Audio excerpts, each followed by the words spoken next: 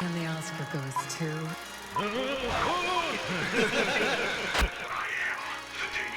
We're here to fuck shit up. Well, I'm no Jon Burgundy. Jon Burgundy. Jon Burgundy. You can't have my cornbread, that's for damn sure.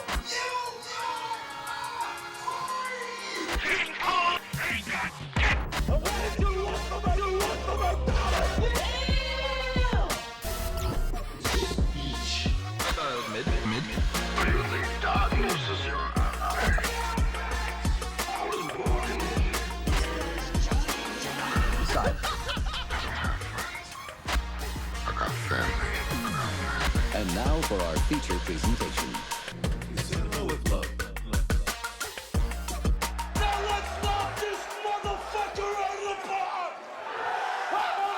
What's going on, people? Back at you. I'm gonna just give yours early. Okay. You have a system. All right. Man, one day we're Such just gonna. a slut. One day we're just gonna have to show you like what happens before we actually start rolling, because it may just be some of the funniest shit that doesn't ever get recorded. Jonathan look like he's about to pass out. We won't say why, but Mike Madison, that's all you need to know. oh, that's why he took long in the bathroom. Okay. Got it. What's going on, Moving people? I'm Jamal here with Sir Alec. What's up, you fucking suits? How you doing? Nice. Entourage. Sweet. You fucking suits. We got Jon Burgundy here. He's never seen Entourage. Yeah, he never seen. He Doesn't watch any shows that we recommend. He doesn't know what we're talking about. Hey. A person who has seen Entourage, I don't know if he's done yet, but Josh is here. Why was that so delayed? It delayed. The board delayed. I didn't delay. Oh, this is what delayed. All right. But this is what we're in I for. never delay. This is what we're in for today. Yeah. Speaking of today, man, we got a fun one. We're going to talk about prisoners. Excited to talk about that. That's part of our intro. Yes. His dad man's like, Yes. "Did you look for my fucking daughter?" Yeah. Such a great scene. Yeah. Wow. We'll talk about that. Uh-huh. We got some news to discuss, and we got a little bit of film history today.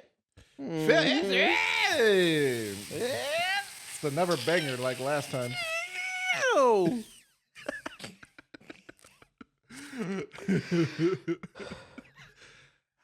And then the trick. Whew.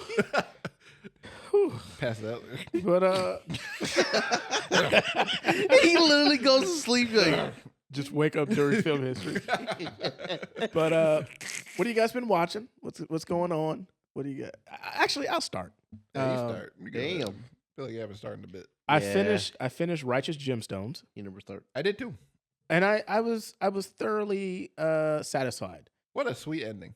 Yeah, Very sweet ending. because it's kind of tough to end that one because we don't really know like what their main goal is, like what they really want. Mhm. Yeah. They don't really have that, so it's like you kind of have to end it in a way where it's just like, oh, okay. Yeah, yeah. And I think the Amy Lee narration kind of tells that a little bit, where it's just like sometimes you get the ending that you something, but not that you want. Yeah. And I was like, I thought that was a clever way of kind of tying that up.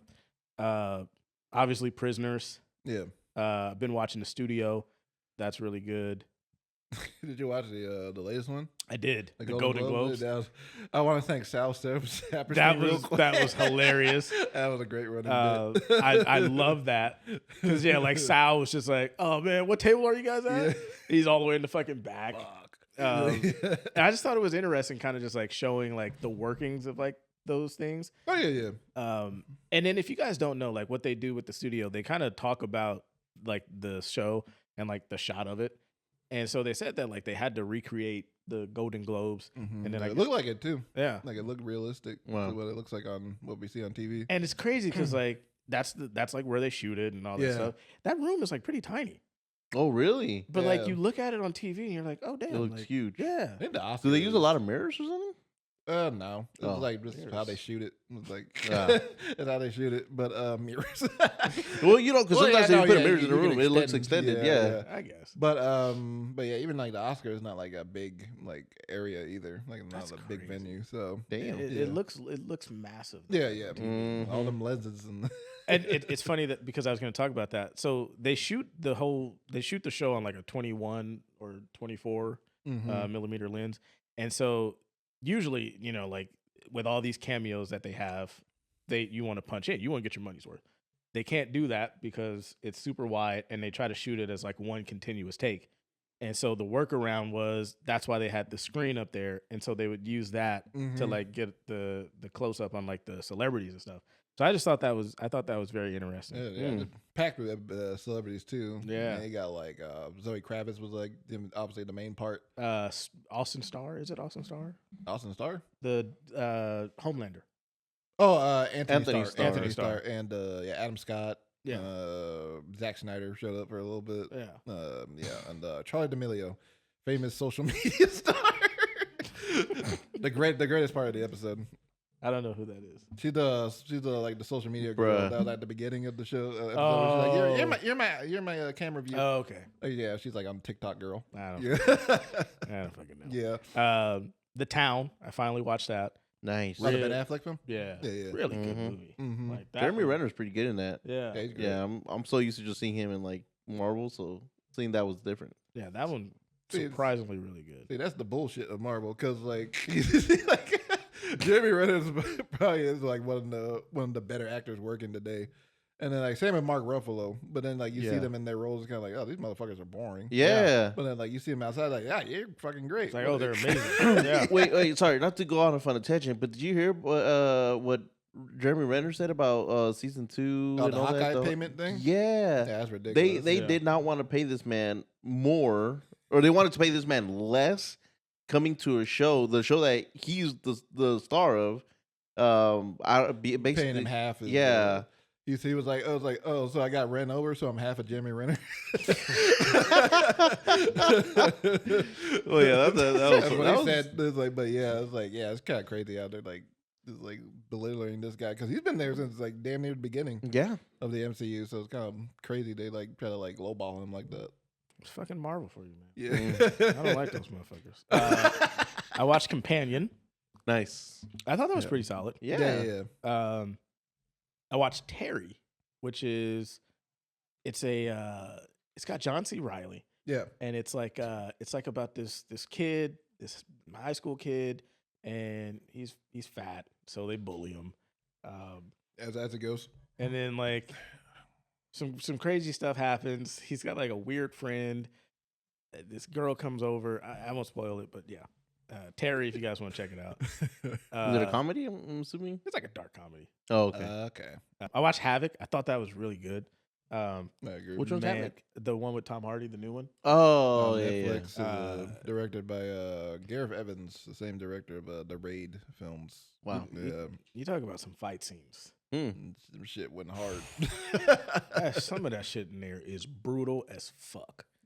Max Payne level, like exploding bodies, like people get tore up with fucking bullets in this movie. It's so good though. Like the kind of climax of the movie feels like it is just never ending, and it's just such a good action. All takes scene. place in a cabin. It's like just crazy shit happening everywhere. Yeah, I enjoyed that one. Mm-hmm. And then I've been watching The Last of Us. I'm really enjoying The Last of Us, and I want to say this, right? Because I've been seeing this shit online, and I've been thinking about it for like the past 2 days. The people that are fucking like talking about what's her name? Bella Ramsey. Bella Ramsey. Yeah, as Ellie. You can go fuck yourself. No, yeah, what they're doing online is like That's horribly fucking, disgusting. That shit is insane to me. You're sitting there, you're calling the girl like ugly. You're saying she's not talented. You know what I mean? Like saying they have like Down syndrome. Yeah. Like what the fuck? Yeah. Like all because she doesn't look like the video game character that you jack off to? Yeah. Yeah. You know what I mean? And they've actually been doing a very weird thing where it's like, the actress Kaylee Spaning, right? Yeah. There's been deep fakes of Kaylee Spaning on top of Bella Ramsey, and there's actual like fucking low life nerds that are paying for like those deep fakes of every episode of Kaylee Spaning. Are you serious? Like, y'all so lame. Yeah. Like what's wrong with you? Like just seeing that shit to me is just like dude. Yeah. You know what I mean? Like that's just fucking so I was thinking about that for like the past couple days. Mm-hmm.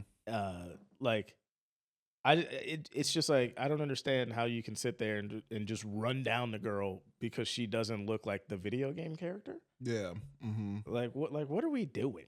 Mhm. You know what I Yeah. mean? Like as fucking exactly. Just play the game. Don't watch the fucking show. Yeah, Like you don't have to. you know what I mean? Nobody's making Yeah. you watch it. And to sit there and fucking just like talk about her appearance and just like, oh yeah, she's not even pretty. She doesn't know how to act. I can't tell if she's aggressive or whatever. Like fuck off. Yeah, because they're not conventionally attractive in their eyes. Yeah. So it's like, we can talk all kinds of shit on her.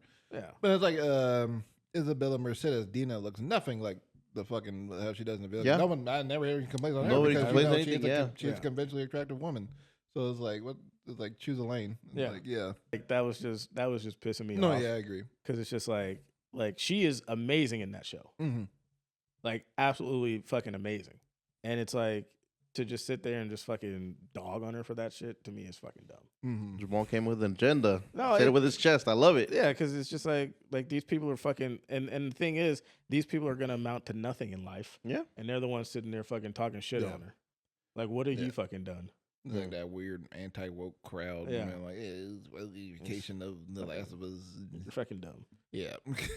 So shout out to Bella Ramsey. Keep doing what you're doing. Fuck Yeah. these fucking people. Yeah, that's what I've been watching. That's a good roundup. Well said. Very well, yeah. Fuck you nerds. So They got their Kaylee Spaney deepfakes on their hard God. drive. God. we know what they And have. like, good for you. You want to jack off to Yeah. like. We know what's on their fucking hard drive. You fucking Jared from Subway motherfuckers. Whoa, Jared! Yeah, like I don't know. That shit was No, just yeah, it's very, upsetting very me. evident, So, yeah. But you want to go next, Jonathan? I mean, Yeah, I could go. It was mine's very short. Sorry. okay. I went. I watched Didi. I recently watched Didi. Because after Jamal raved about it for like a while there, and once That he was like died, months ago. I but- know. Well, once he died down from it, I was like, Once the okay. hype It was died down, once Jonathan Once he used to stopped watch talking that. about it. I was like, let me check it out. Let me check this film that Jamal was crazy about and all that. And then I watched it and I was like, oh shit, this is actually really pretty good. I was pretty amazed. I was like, I don't know what it is about like those like coming of age stories that like they make them so different, so unique, but they're almost eerily similar, but just like everybody's story is different, but like the impact is always the same. Does that make sense? Yeah. And so like it's just something that like even though it was from a different culture and like a different different stuff that they did in her life, you could still connect. Like, oh damn, yeah, like the. Yeah. Are you nervous? Are you nervous? Oh, there you I was like, Are you uncomfortable? Are you Are you uncomfortable? gonna- yeah. Yeah, I've And been then, there. I watched. I watched that with my siblings, and then my sister was like, "Oh no, poor guy." I was like, "Yeah." It was like, Yeah, this is what it's like for us boys. no, the funniest thing, and like it took a while for like I was the first one to laugh, but when he was like, "I gotta go," he's like, "Okay," and then like we're watching the thing, he's just sitting there, he's like. It's like, aren't you leaving? He's like, yeah, I'll get up when I want to. And then he turned around and was like, okay. The awkward, yeah. Yeah. They nailed the awkwardness. Yeah, for they sure, yeah. they did really well, Mhm. and I kind of like the way it ended, like, because if I'm not mistaken, it was a transition from like 8th grade to like high school grade, or yeah. like a summer, right? Yeah. Yeah, so I mean, yeah, it was really good, enjoyable watch. What would you give that on the meter? There's a meter. Whoa. Oh yes, I forgot about a meter. Yeah. I give it a actually I really enjoyed it a lot, so I'll go to Peak Cinema. Oh, I give it a oh shit. Right here, Peak Cinema. Oh shit. I was, Yeah, I think you can do it. there you go. Thank Trying you. to be Vanna White. Trying to. And we have peaks. So that was that. I also watched Thunderbolts, which was actually surprised at I like watched it too. how not so mid it was. You want to talk about it real quick together? We can talk about it real quick. Yeah, because then the last one I watched was Prisoners, but we'll talk about it later. But yeah. So what are we talking about? Thunderbolts, the new Marvel. wait, film. Thunderbolts asterisk. Sorry, asterisk. Sorry.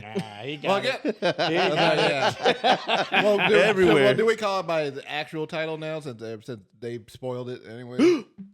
Yeah, I mean they publicly let it known like 2 days after release. Yeah, literally. Yeah, I guess spoiler alert for people. Spoiler.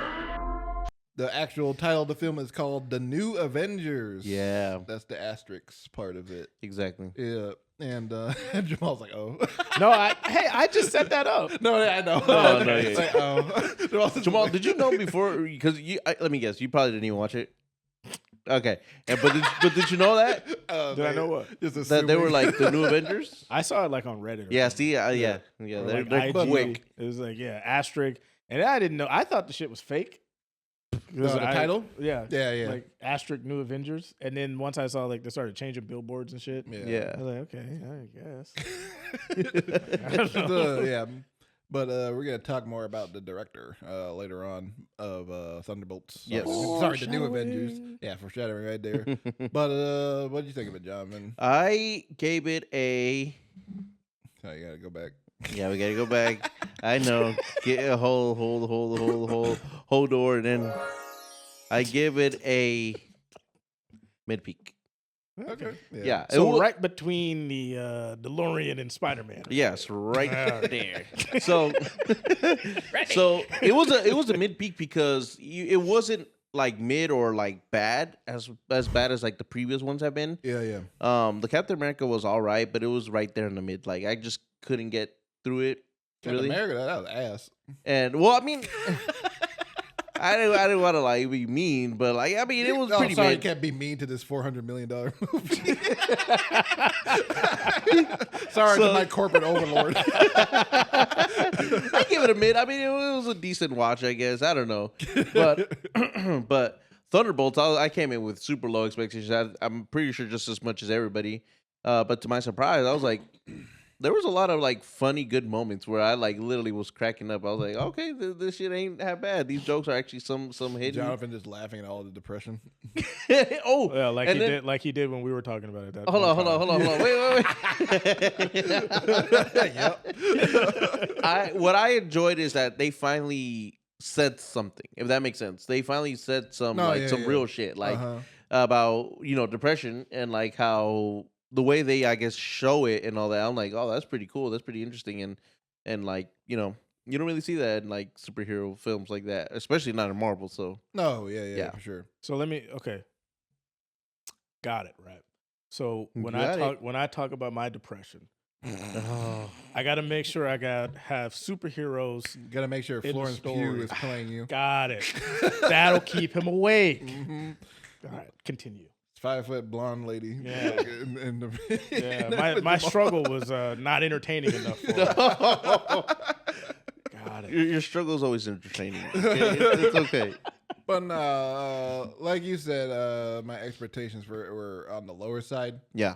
Mainly because, like, of course, Marvel's been on the decline for like a good amount of bit, and Captain America sucked ass. So I'm like, well, maybe Thunderbolt's gonna suck ass too at this point. Yeah.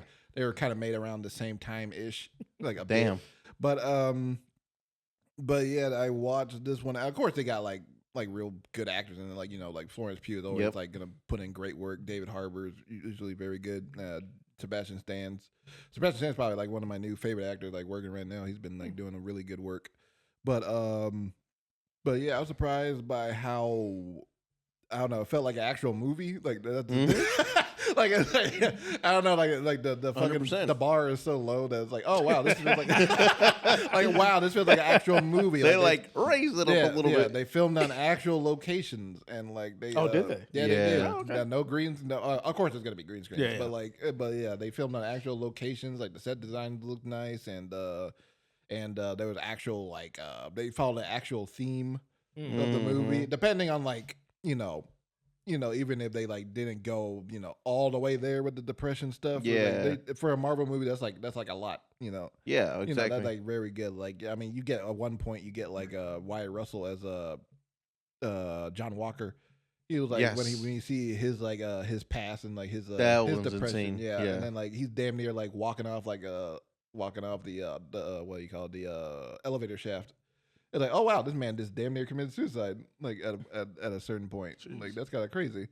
And but yeah, then you go into the stuff of Yelena's past because her past is really fucked up. With the whole, like training to be a Black Widow because they have like a thing called the Red Room where they like train a bunch of like young girls to like train to be an assassin. They like abuse them and stuff like that. AKA ballerina. It's like ballerina like a John Wick kind of stuff going on. Yeah, it's pretty intense to watch.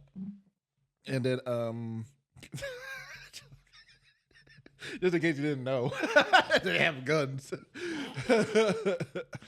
But I was very impressed. Of course, Florence Pugh always brings it. Like she's become like a better character than probably like Scarlett Johansson's Black Widow. Like I like her Black Widow, but I feel like her character came around at a certain point when she was kind of more eye candy more than anything, and then she didn't really get like a real character until like later on. But then like here, like all the way from starting with the first Black Widow movie, like Florence Pugh's Black Widow Yelena, like she had like she felt like more relatable. She kind of like lets her like has her heart on her sleeve, and she's like more personable in a way. Like she's not like just a cold assassin. Like she's like she can be funny. She can show her depression. She can just like all kinds of like things that like feel like more likable in a way. I saw, I didn't see the movie, but I saw Kevin Feige said that like that they were doing too much of trying to get too many out, and now they're focusing on just kind of taking their time. I think he said, something along those lines. Yeah, I feel like, and another thing I liked this movie for was it goes back to kind of like the basics of the MCU. It's like kind of like one of those things people go to the MCU movies for is because of the character interaction. And there was like very good character interaction in this movie. I feel like we haven't had that in a long time because everybody feels like in a lot of Marvel movies, like in the recent years, everybody kind of feel like they're trying to get a joke in. Yeah. Like, and I'm like, everybody feel like everybody always has like a quippy line to say, some kind of snark. Like there's snarky stuff in here too. It's not as egregious as it's been in the last couple of movies, but there's been like, it feels like it more makes sense because these are people like kind of like using that snark to like mask their like insecurities and stuff like that. Right. Do you think because like the other Marvel movies top like super A-list stars, like do you think because this one, not saying that like these aren't A-list stars, but like they're not like RDJ and no, it's things like like in terms of MCU, these are the D team. Yeah. So like that was the ongoing joke. Yeah. Like do you think they kind of like they don't have the star power to rely on? So like the writing has to be better, like the set design, things like that. I feel like that definitely helps a lot. Yeah, I feel like they know like these are characters we haven't seen too much of just yet, and then it's like like the kind of like the side characters in a way. So I feel like they really, because this is written by one of the writers of Beef, and the director also directed all the episodes of Beef. So it's like I feel like they having them there like added like elevated the material even more for sure. And but yeah, I feel like that has a play into it. And also Lewis Pullman as a Sentry. Oh, this is a movie filled with nipple babies, by the way. Because like Wyatt Russell, John Walker, he's the son of Kurt Russell. And, really? Yeah. And then Lewis Pullman, he's the son of Bill Pullman, who played the president in Independence Day. If you remember that, but The white wow. Yeah, he was a while ago. Also on Spaceballs too. He played the solo type guy. Yeah, but he was very, very good because he doesn't really like fit the comic book version of Sentry. Like he's like Sentry looks like a Superman with like fucking blonde hair, basically. But in this one, he pulled off like being likable, but also like having like a lot of trauma to him. Like he pulled that off very like a good balance to it. And then when he goes like becomes like the Sentry, it's like pretty badass because he's like he's kind of like God. Pretty. Yes. I agree. He is powered beyond belief. And like, I don't know how the fuck Dr. Doom's gonna go up against that. I'm sure they're gonna find something. But yeah, he's like the secret weapon. Like he's faster than anybody I've ever seen in a superhero movie, and like strong as shit. because he has like the power of he's as powerful as 10 million suns. Or is that, or as he calls himself, I'm a god, stronger than a god. Yeah, stronger than a god, stronger than Thor. Yep. Most likely. So yeah, but yeah, he pulled it off very well, and I'm excited to see more of him. What's stronger than a god, though? Exactly. The Yeah. Sentry. But yeah, I'm looking forward to see more of this team for sure. And then you got like the after credits. What do you think of the after credits scene? Because I'm kind of like, I saw a lot of people hyping that up, and I thought it was kind of like, Oh, I mean, more of the same Marvel bullshit. Like I could tell the Russo brothers directed that scene.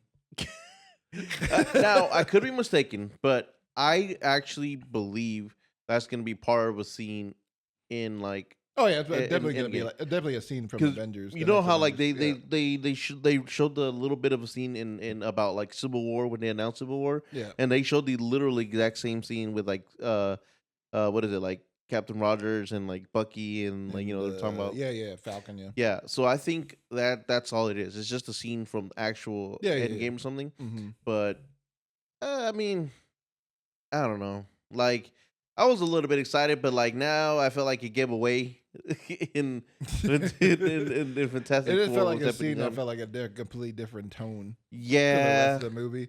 Because all of a sudden, John Walker kind of like a buffoon for some reason. Yeah, all of a sudden he's like the dummy. He's like the Thor of the group. What do you mean outer space? It's like what? Like, dude, You know aren't you space- like this military genius or whatever? Whatnot? Like, you're, what do you know? You're a ranger. Like you know exactly what outer space is. But yeah, whatever. But yeah, that's like my thing with it. But- What's your rating? Oh yeah, my big. I give it a. Hold on, where is it? Where's the thingy? Bring me back the thingy. I give it a mid peak as well.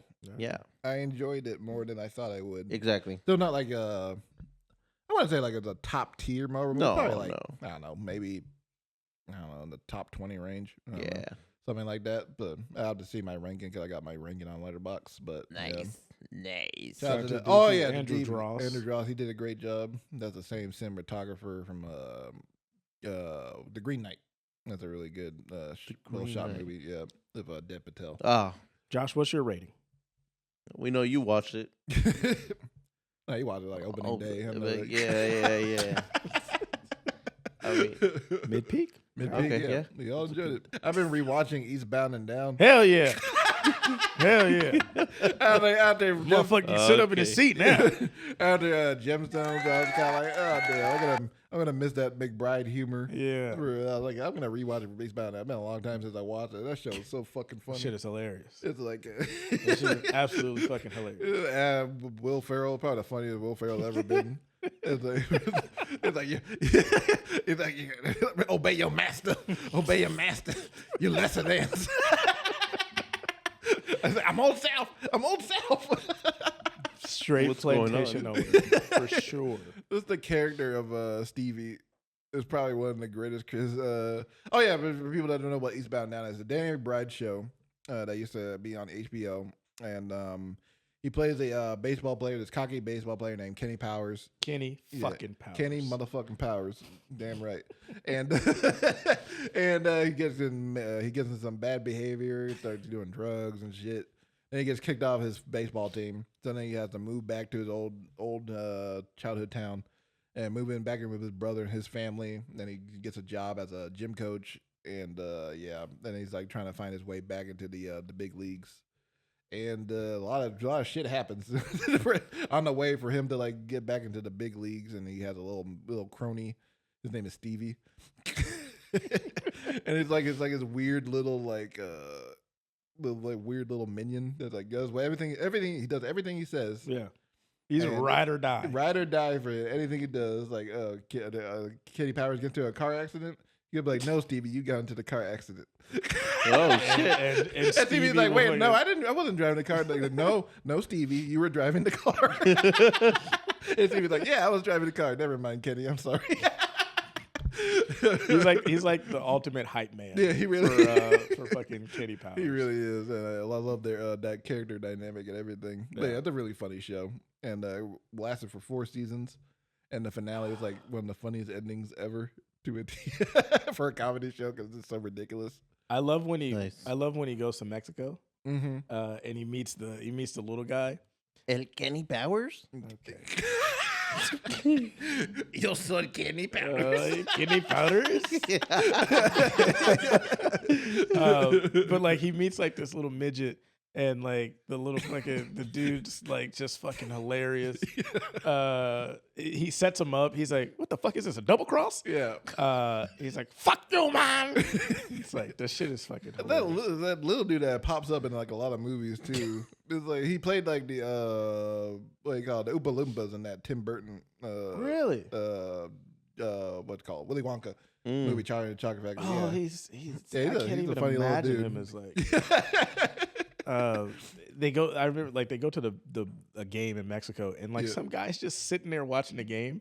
He's like, "The fuck are you looking at, man?" And like the dude's not even looking at him. He's like, "What the fuck is your problem, man?"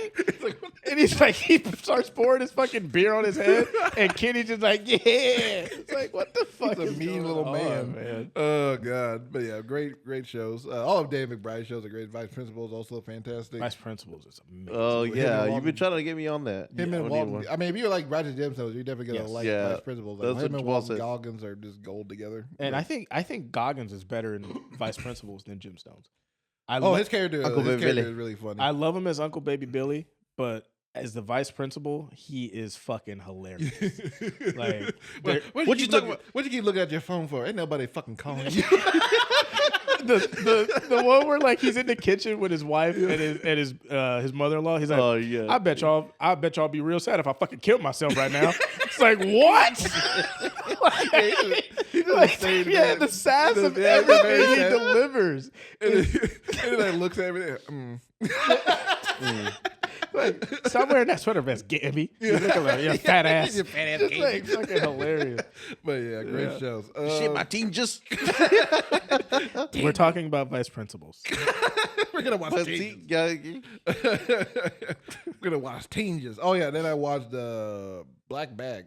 That's a new Steven Soderbergh film that has a pretty good cast. It's a really great cast. Kate Blanchett, Michael Fassbender, Reggae John Page. He's like That's a hell of a the dude name. from dude from Bridgerton. Pierce Brosnan.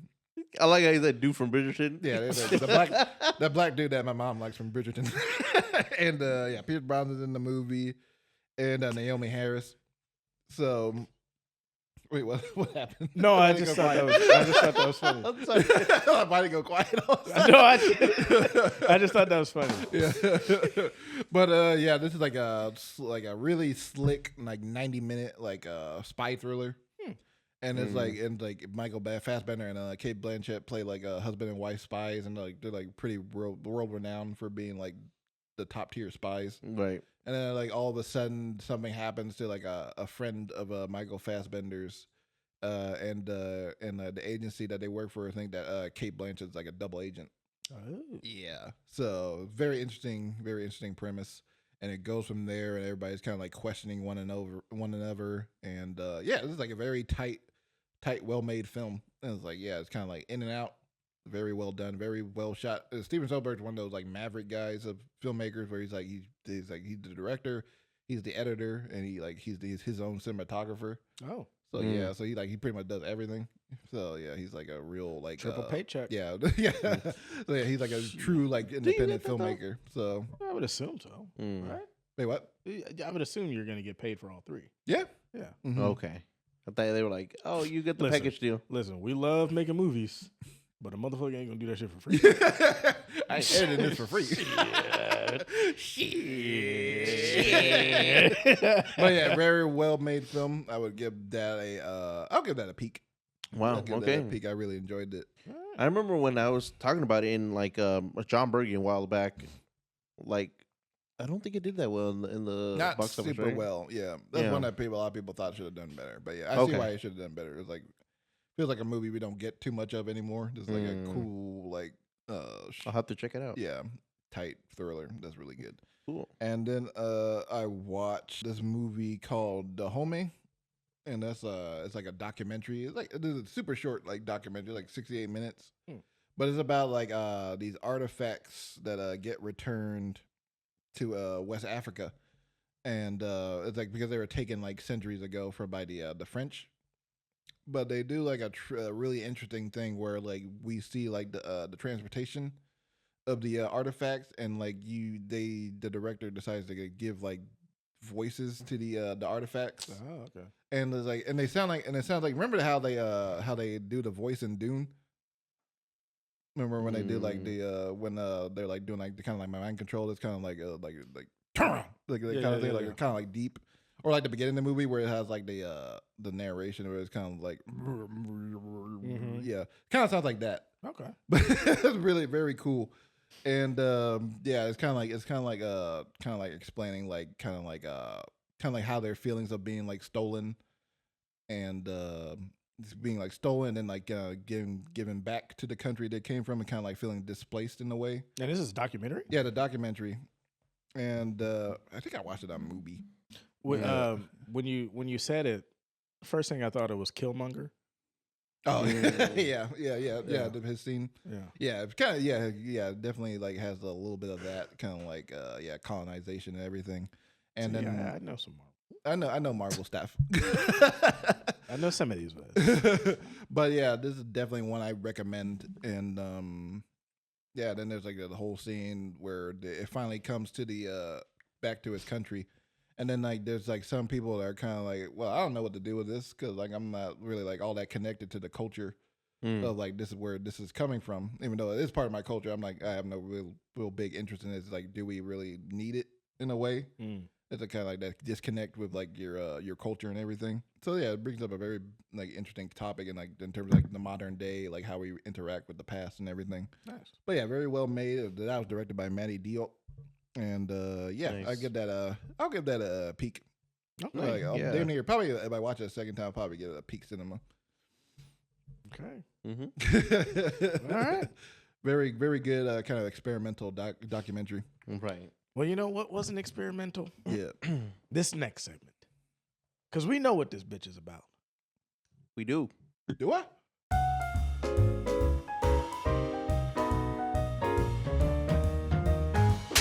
Today in film history.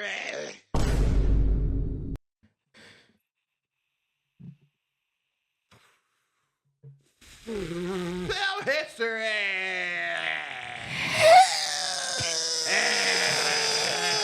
What's up? Film history. Give it some chocolate.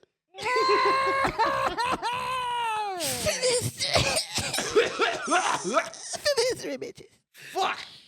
Oh, that's some good shit right there. Oh god.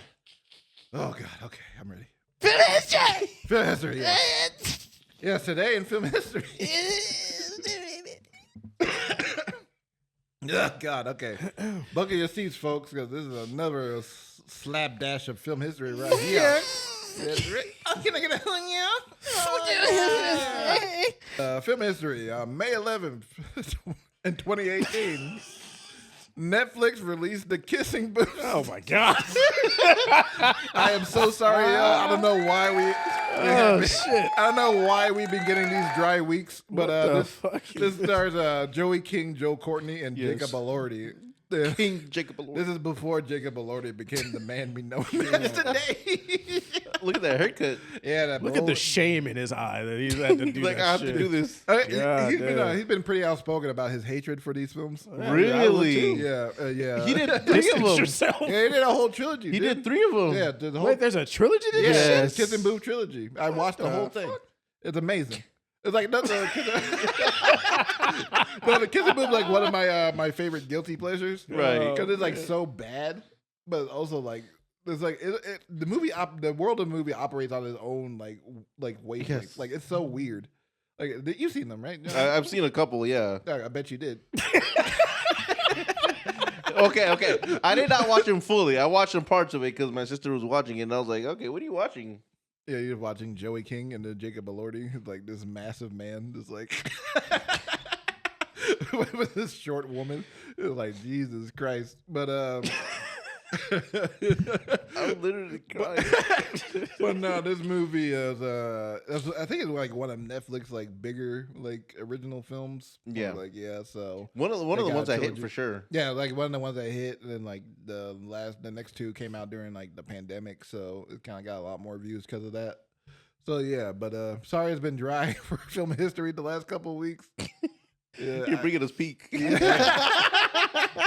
about to have to start making up some shit. kicking it old school and now, Oh shit! and now the kissing booth. Oh my! I got wait. goodness. Maybe we should watch both of these to decide which one's the better film. Because I don't think the kissing booth has that much of a Rotten Tomatoes score either. I think it's like probably like a 10%, Jesus Christ. something like that, like a little very low. Oh, Are you a my fan? God. Are you a fan of Joey King, Jamal? No, not really. You weren't impressed with their skills in what is it, Bullet Train?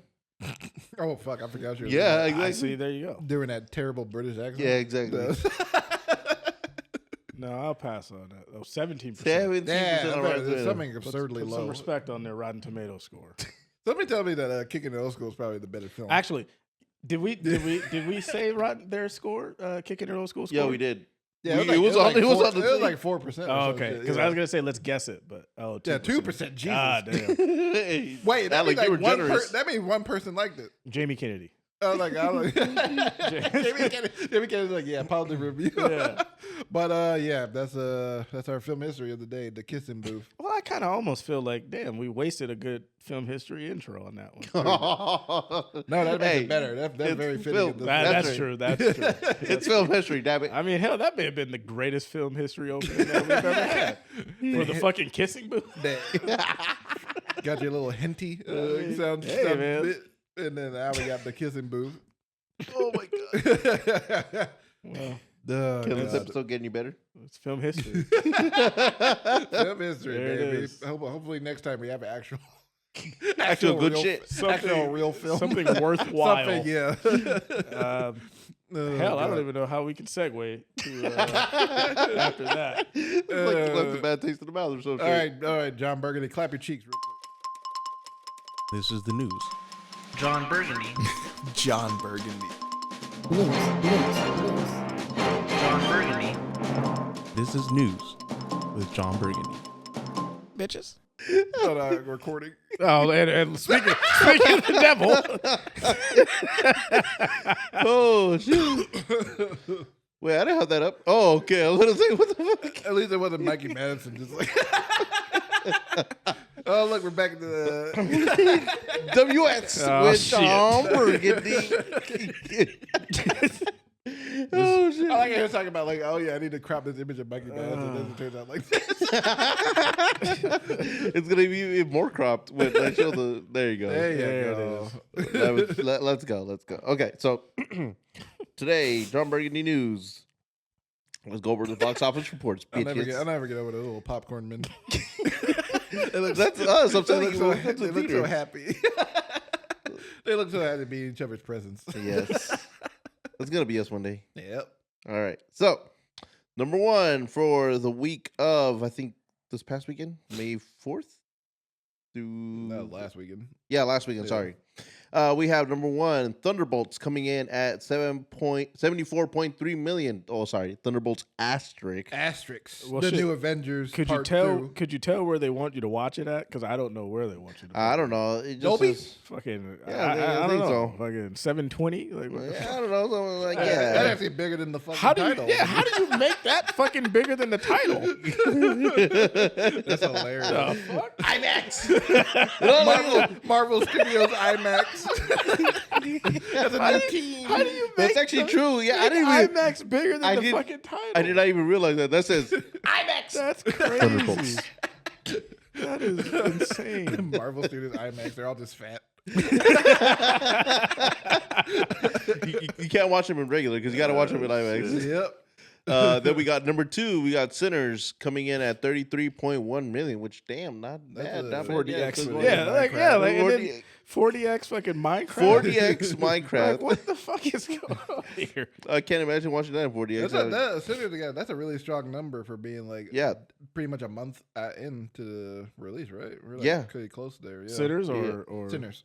Yeah. Yeah, 33 over 30 million. Is What, pretty what, great. what's the total though for Minecraft? Oh yeah. Has it Let's check crossed? the Minecraft. Does it cross a billion? Dun, dun, yet? dun. Hold on. I'm gonna laugh if it's not a billion.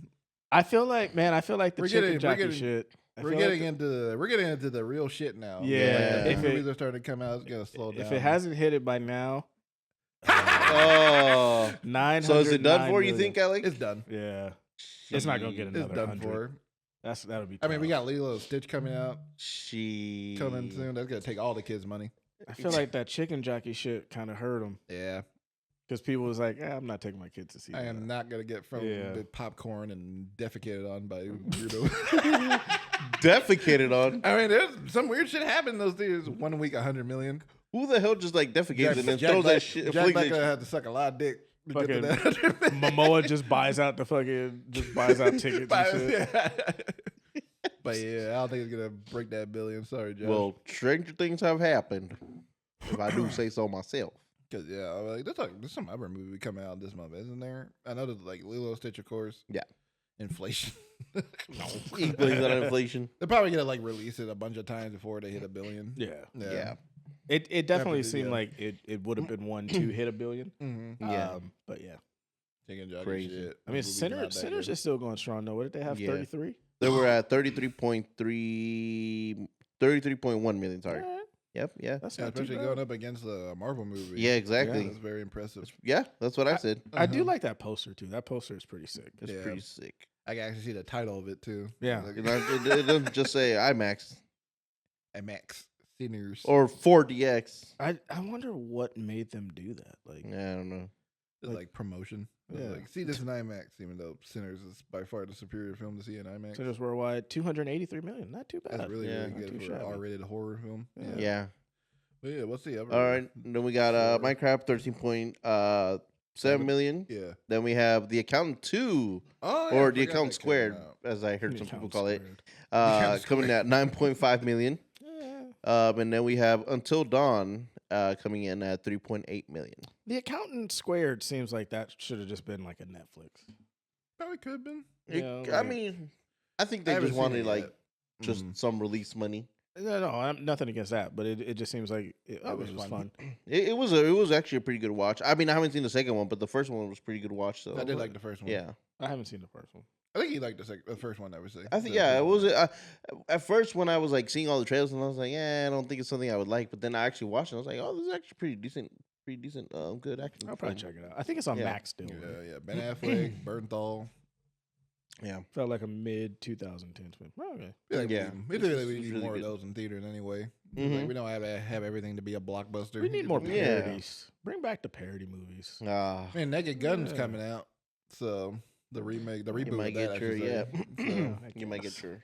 what do you mean? I guess that's a parody film. I don't know. What do you want more? What are you thinking of in terms of parody? I don't know.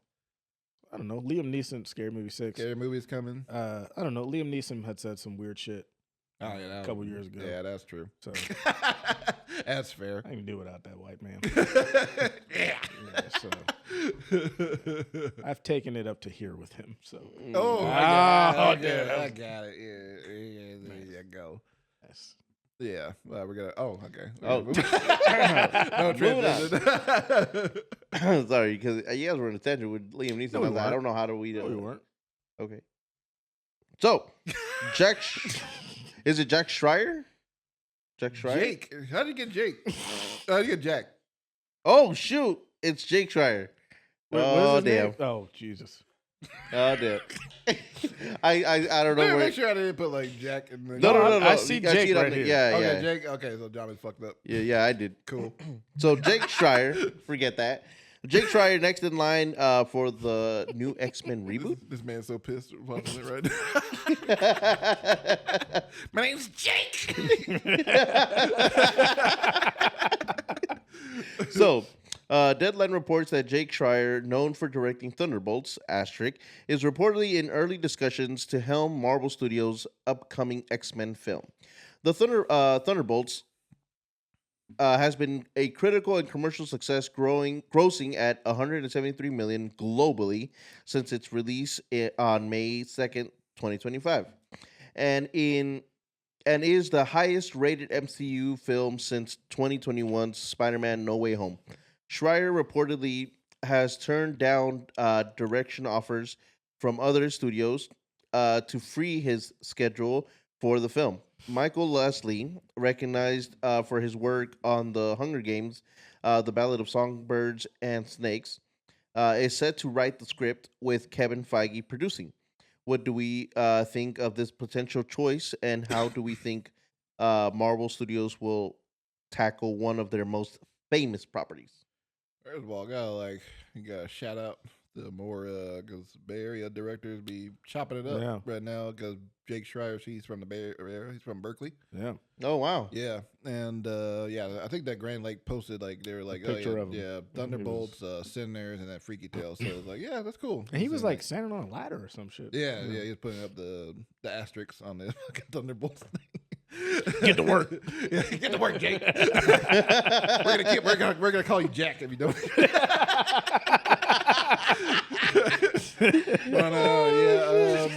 But yeah, when I saw this news, I was like, okay, that makes sense. Like this is the obvious like layup that they do, because I do think he did a good job with Thunderbolts and handling the team dynamics, and I thought it was like competently well made for sure, and he can handle the darker aspects for sure very well, and I feel like that's like a good decent indicator that he could probably make a good X-Men movie. And I hope it's not like just a follow up on the old Fox X-Men movie. I need to see a new team. God damn it! I need to see new actors for once. I don't need to see 70-year-old Wolverine. Like, please stop. God damn it! I'm so tired. I hate that. Man. Well, you're starting to sound like Hugh Jackman after every scene. Oh yeah. What did he say in Deadpool? Like, till you're 90. Like whatever he says. Yeah. Until you're 90. Legacy X-Men. Oh Lord. There you go. 90-year-old Magneto. But yeah, what y'all think about this? Yeah, I think you kind of hit on it. Once Thunderbolts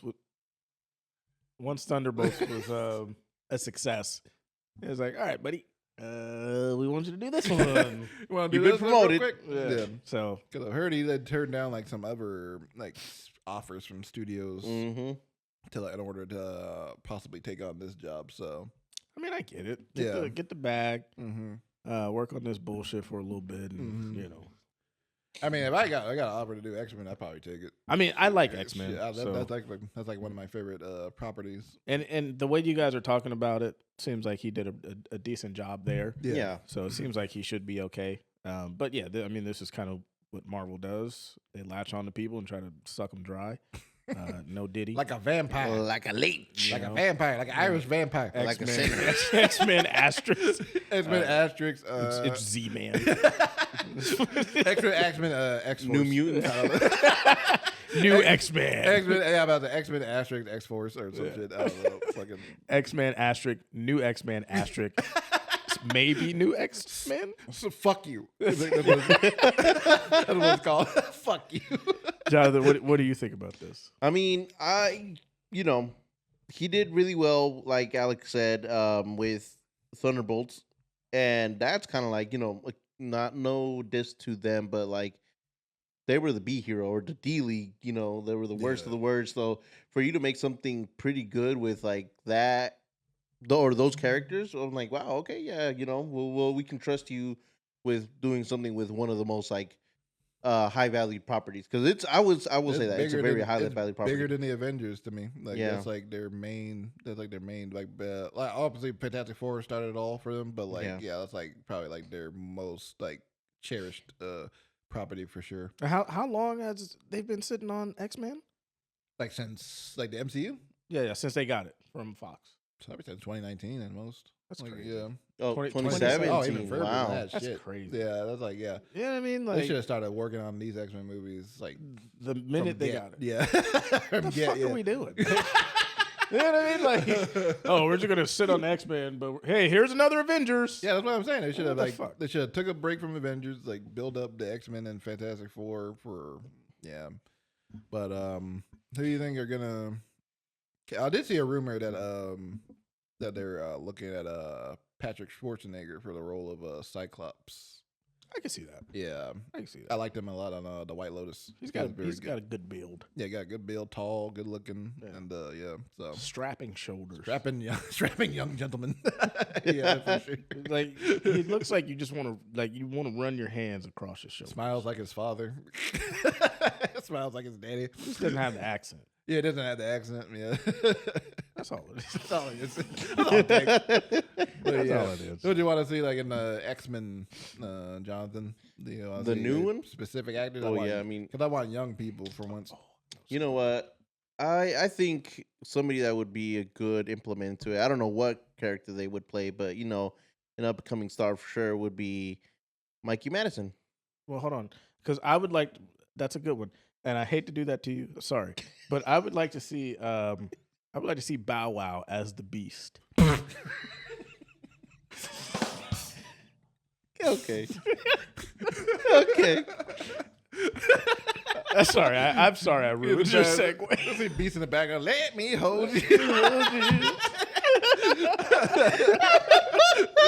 Let me hold you.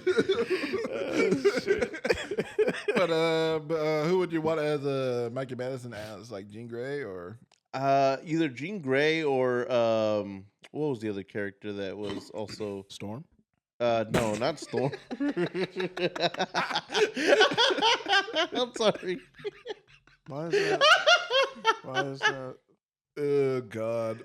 Sorry. I can also see her as Rogue. There you go, Rogue. That's the name. She Yeah. she definitely could play someone with that kind of attitude to it. But Storm is laughable. Well, she is black. That never Mikey Mikey Shadow Shadow Cat. Yeah. You know, I'll be curious to see what Mikey Madison does from her previous performance, which was an Oscar, to now her new one. Damn. Dun, dun, dun. So, speaking about Mike Madison's new project, Mike Madison. Mikey Madison, What is this photo you chose? And you 100% said Mike Madison. Mikey Madison. I said Mikey Madison. No, swear. No, I Look, yeah. I'm you not- said look, Mike I'm not- Madison. No, I said Mikey Madison. Look, I'm not complaining about the photo you chose. It's just that you chose the You photo. chose the photo for this show.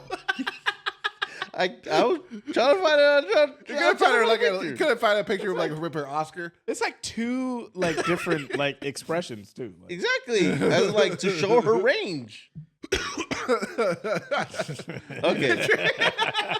yeah, he was definitely on some Show demon her time. range. Anyways, moving on. This news comes from Hollywood Reporter. Hollywood Reporter writer Boris Kitt.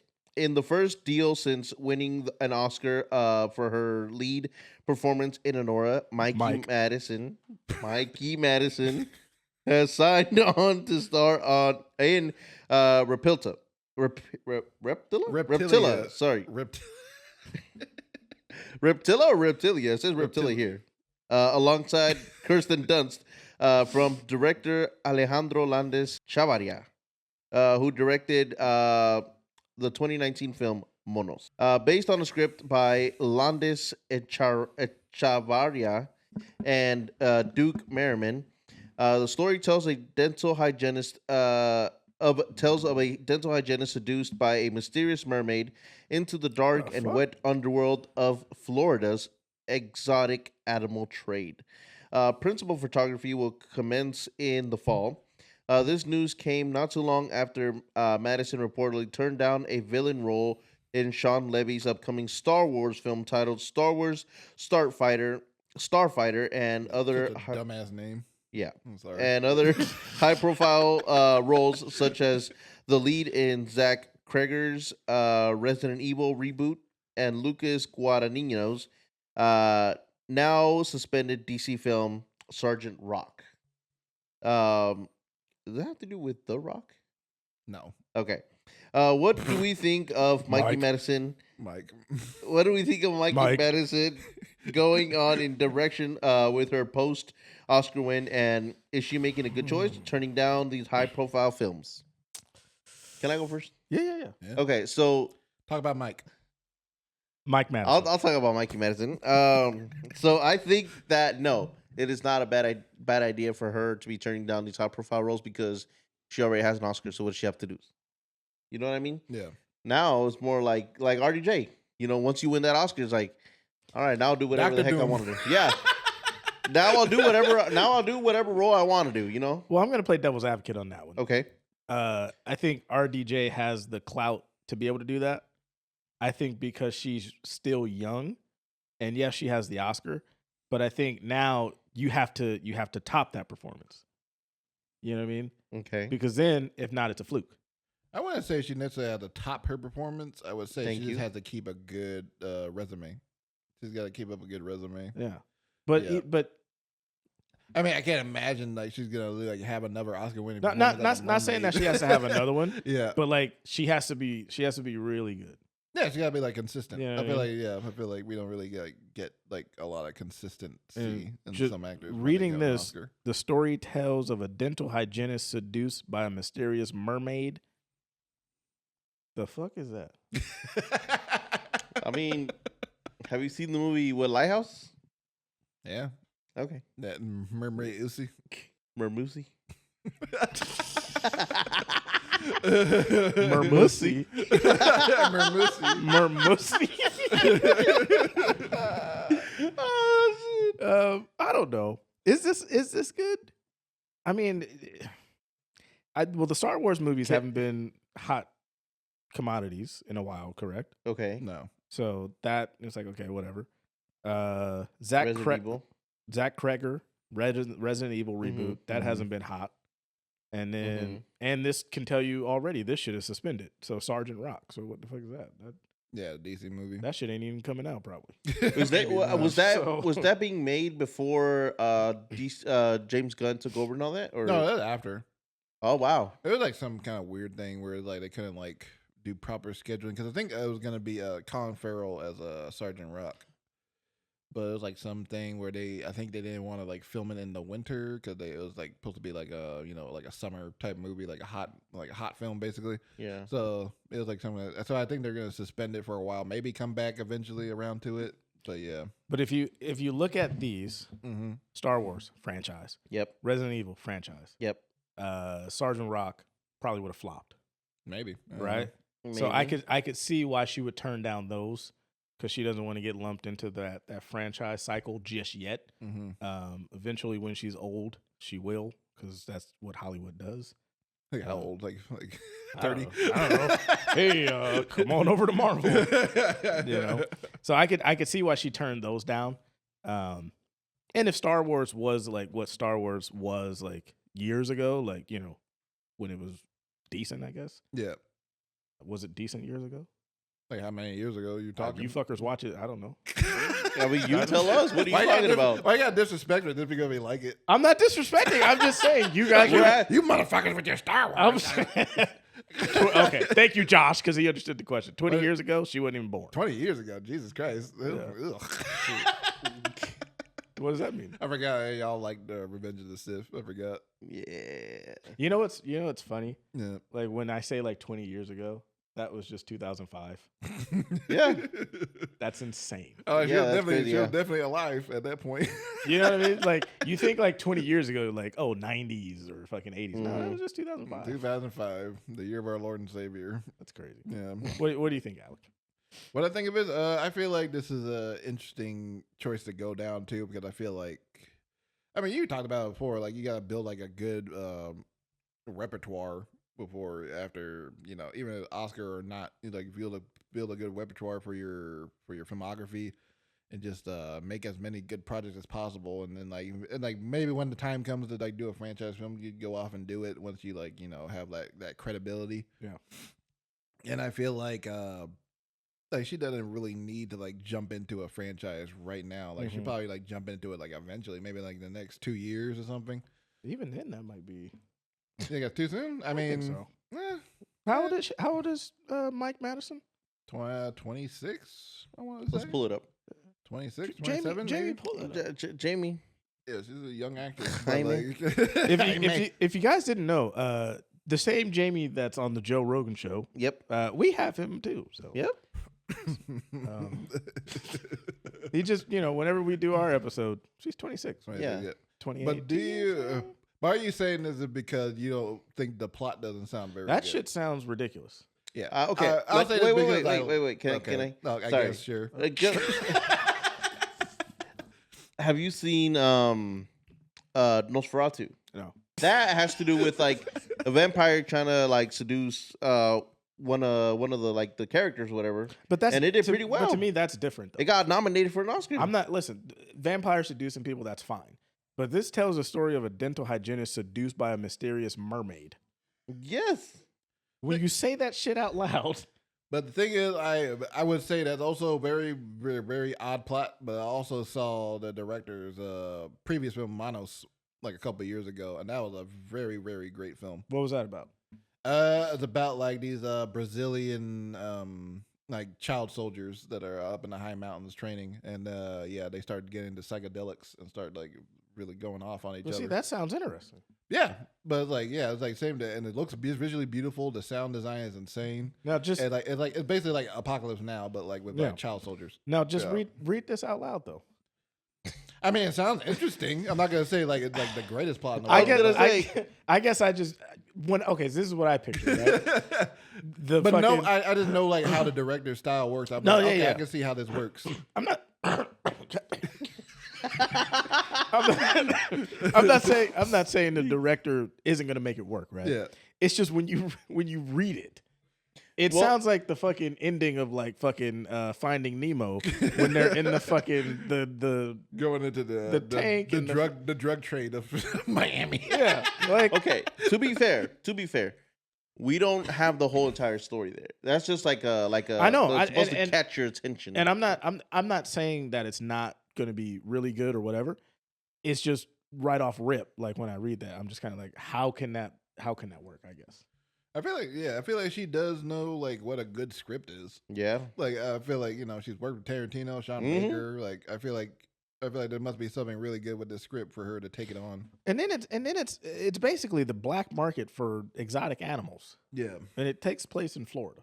Mm-hmm. So we know some fucking crazy shit is gonna happen there. See Florida man fucking pop up. That's what I'm saying. I guess like what would you say this would fall under? Like dark comedy?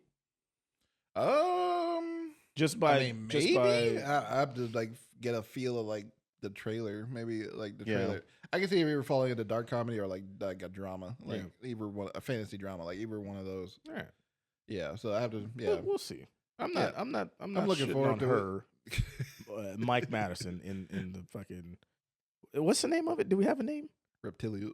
Is that what it's called? Yep. That's what it said here. All right. Reptilla. Well. Anyways. Yeah. Yeah, but save the Dolphins, I guess. And speaking of saving, so on May 4th, 2025, President Donald Trump announced plans to authorize the Department of Commerce and the USTR to institute a 100% tariff on films produced outside of the United States. He cited concerns over foreign tax incentives attracting American filmmakers and described these incentives as a national security threat and that the films as propaganda. The White House stated that no final decisions have been made yet.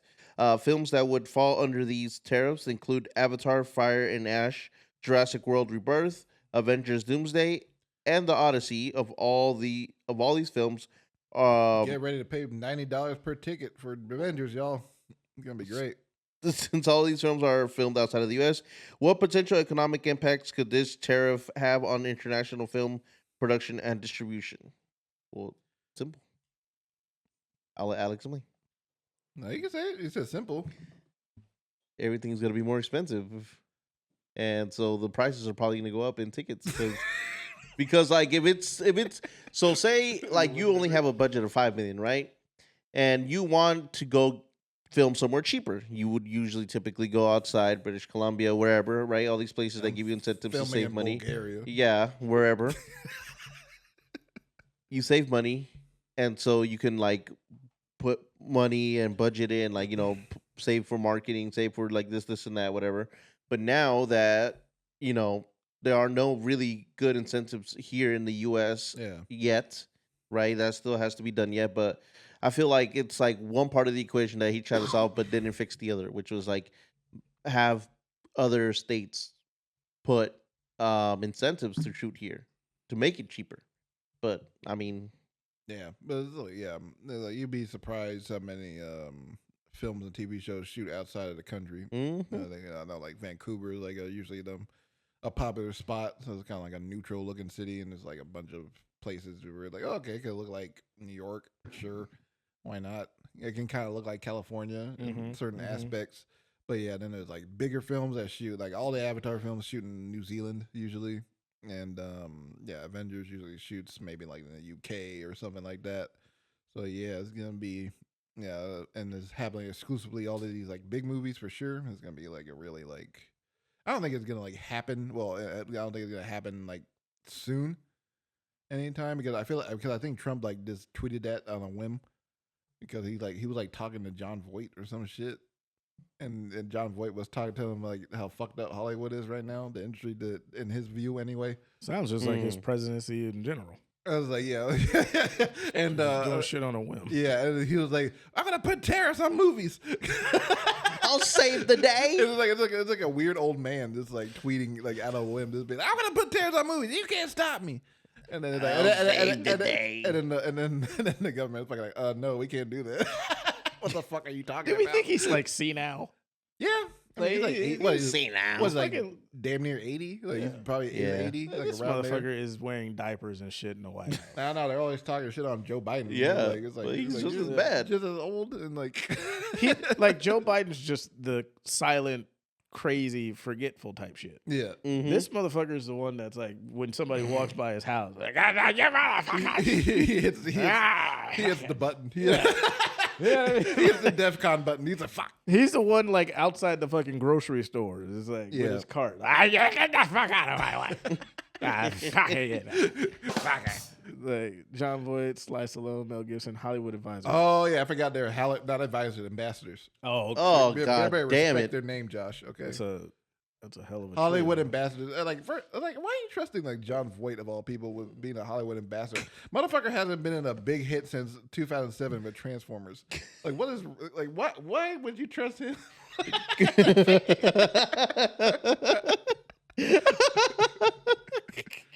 Like, motherfucker's last good movie was Midnight Cowboy. You know, That's how he was looking at Angelina Jolie. oh yeah, true. I think you should put some tariffs on that shit. Yeah, Angelina. Like, yeah, I don't know. I like this is why she don't talk to you anymore. This motherfucker, yeah. That's his daughter too. Yeah, his daughter. Yeah. Oh shit, really? Yeah, Yeah. John Voight is Angelina Jolie's dad, and they have like a real hectic relationship. I mean, I get it. I think it was I'm your Billy daddy. Bob. Billy Bob, yeah. He looks like Billy Bob looks like he just causes trouble at Yeah. family events and shit. 70-year-old ambassador on current issues. Yeah. Current Hollywood issues. Tells you everything you need to know. Yeah, but Back in my day. but yeah, obviously, if this happened, this would be like a massive. Not Angelina. I'm sorry. Jennifer Lopez, Anaconda. Sorry. Oh, okay. fuck? Anaconda. And a candle. But yeah, this would happen. This would be like a huge hit to the industry. Like it probably won't recover. Yeah. Like it would be very, very hard to recover from that. I don't even think and we don't talk politics, but I just don't even think what's name likes America even. Not Trump. It doesn't even seem like I mean, he likes the concept of it. but you know what I mean? Like, I just don't even think. I think he likes the concept Yeah. of it. He just wants. I don't think he even understands what like his role is. So he wants to destroy it so bad. He loves it so much. You know we have an American Pope? He do. what? We did a conclave. Yeah. Oh yeah. First ever I American heard Pope. American pulp. I was like, what's a pulp? But yes, we do have American pulp. American Pope, orange juice. We got a new orange juice We got a new. initiated. We got by a the new Papa The Americano. orange juice conclave happened. The orange juice conclave. It was between Simply or 86 changing Halloween. Yeah. It was between. We know what he's changing God. it back into. I was like, we were Wait. like, I don't know why I like the idea of orange juice conclave. Orange It's- juice conclave. in between Simply and Tang. Like, No Sunny D. no study need. No, No. it's out. They That's found- too progressive. They found out he was doing something on the side that's not too good. Sunny D is the black version. Minute Maid. Yeah. Minute Maid got caught for sexual assault. Like I was just imagining like what it would be like with a black pope. You know what I mean? Yeah. Like that motherfucker walks out there the first time. What's up, y'all? Hey, no, he walks out there. Like, people start coming. Oh, Can you dig it? I don't know how I got here, but How to do, young bucks? In Conclave, we saw how like certain popes would react to. yeah, they were not to a feeling that black pope. motherfucker. Huh? God damn. It would be great though, like if so people who don't know how they do the Pope reveal, they Yeah. got the big balcony at the Vatican, they open up the big window, curtains, shit, motherfuckers walk out. It's like 3 people walk out, first person starts talking, oh, we have a new Pope. Well, motherfucker, that's what you're walking out. I think we already do that. They released like the what they call it, the white smoke. Yeah. They got a new pope. They released the white yeah. smoke. They're the black smoke, but they don't have a new pope, right? Then they Yep. come out. It would just be great. Like if the crowd is super hyped, yeah, and then a nigga walk out there and they just like It's our truth. It's like damn. What's up? He just delivers the prayer like that. You can get with this. You can get with it. But No, he gives to Sam Jackson. I come in the name of the Lord. Hey, we respect Catholicism. yeah. Supposed to be the bright light, not the darkness. Exactly. Bring the bright light, not the darkness. But what do you think of this whole tariff thing that Trump is trying to institute on our films? Because I don't know. Yeah, Just I stay mean, away from our film, motherfucker. yeah. It's like one of the last things that makes me happy. I feel like he's just trying to put his hands in everything. Yeah, Like really he's like is. trying to mess everything. Literally, Well, he's trying like to. Well, I feel like he's just always trying to be like the hero of something. Like he's always got to be like the guy that. But he like, doesn't know he's just fucking everything up. yeah. Oh yeah. Yeah. He fucks him up, but then he's like, oh well, I'm the hero. But Yeah. the whole TikTok thing, I feel like that was never gonna go away. It was just him being like, oh, y'all love TikTok so much. Well, I'm gonna bring it back like 4 hours later. I got the TikTok. I made some deals. I'm good friends with the. He was good friends with somebody. Yeah. He's always like, oh yeah, like Elon's gonna make the TikTok. you're gonna make the TikTok so great. Everything's amazing. it's like people go to him and complain about something. Oh, this. I can fix it. Yeah, I can fix that. Like, oh, you know what? I've But been he having fucks it up. I've been having some like problems with my left foot. Oh, I got you. Fire all the like foot surgeons. Wait, Yeah, so, yeah. so essentially, he's the Tariffs on foot sessions. essentially he's the black dude from Holes. I Yeah, can fix yeah, that. I can fix that, but fucks it up. Yeah. Yeah, well, yeah. It never fixes it. No. No, never. Just leaves it. But yeah, this would be But a huge detriment to the film industry for sure. And they're already on like I don't know, doing this, especially after having like a good, successful couple weeks at the box office too. It just feels like pretty like messed up to do. We got 3 more years of this. Yeah. Unless something happened. And so I think I put it. Josh, can you go back to the Luigi comes out the trap. I was gonna say, man, that guy had one shot at immortality. Completely whiffed on that. Shit. Yep. Brother, get your ass in the shooting range, man. God damn. I was gonna say. I'm kidding. FBI, CIA. I just joke. I just make I make jokey. But yeah, what are you gonna say, Johnson? I think I put it best. Is Hollywood cooked? Right yeah, there. I mean, they're already on the verge of being cooked. Like every other week, like they're probably cooked. Yeah, I was gonna say. This is like They're just continuing cooked, it's like make it less expensive to shoot here in the States, and that'll be it. especially California, because I know California is struggling to get films and TV shows being filmed in their own state. Mm-hmm. And lower the prices of movie tickets as well. Like no one should be spending a fortune just to watch a fucking movie on a Thursday evening. I shouldn't have to pay a lot for a hot dog. Yeah, So, true. I'll raise the tariffs on hot dogs a now. microwave hot dog. You know what I mean? Y'all, Like, y'all got that bitch on that that fucking sh- that 7-Eleven shit was- rolly thingy. That shit was lingering for like Yeah. a good solid 2 weeks before you Yeah, got get it. the fuck out of here, bro. Y'all ain't cleaned that shit in fucking months. They can still see the rust Yeah. and the $2.50 for the that hot dog dogs, water man. is still like Exactly. steaming. Costco $1.50. Yeah. Like, And fucking- fresh. This is why people sneak in their food all the goddamn time. Yeah. You ever done that, Jonathan? No.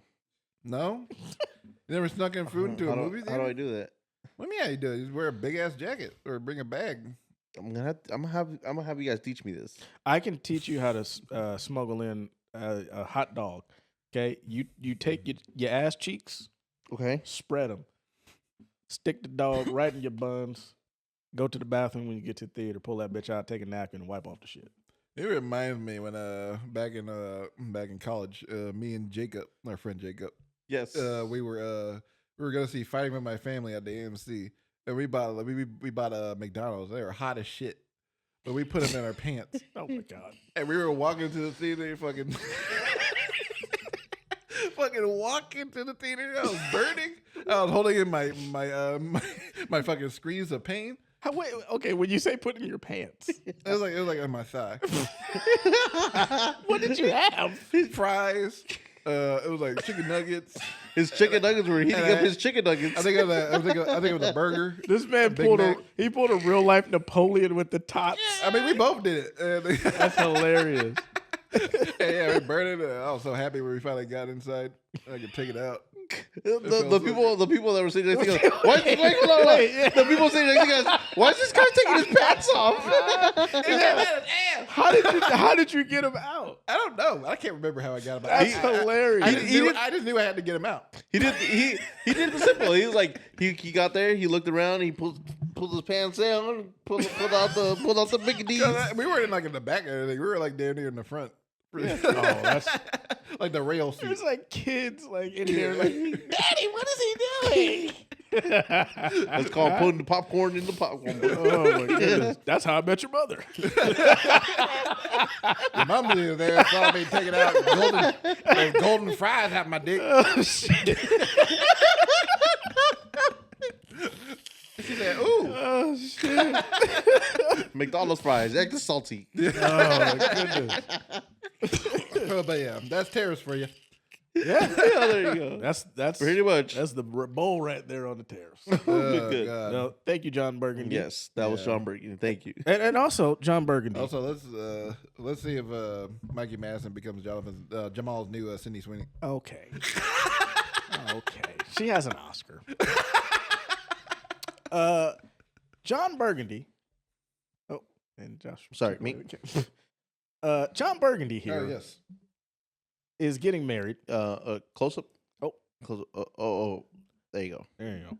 And so he was very kind enough to give us three, Alec, Josh, and myself, these beautiful engraved Swiss Army knives. Look at this. As a nice little honorary groomsman's gift. Yes. Our weapons. Yeah. Weapons of choice. Thank you very much. He gave this to us before the show started. Much appreciated.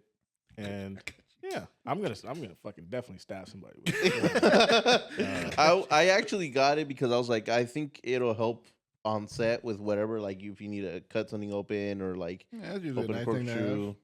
Yeah. Some nice wood grain. Yeah. Yeah. Yeah, he did it himself. Yeah, he did. And we were talking about the Kanye West song, HH. Oh my goodness. And for some reason, on Nope. all of these, False. there's different things. There's a swastika. There's You can't say that. a little must. I'm not sure what exactly he's hinting at.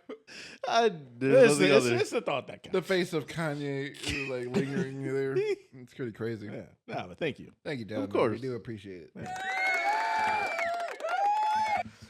All right. Now we're going to talk. What are we talking about now?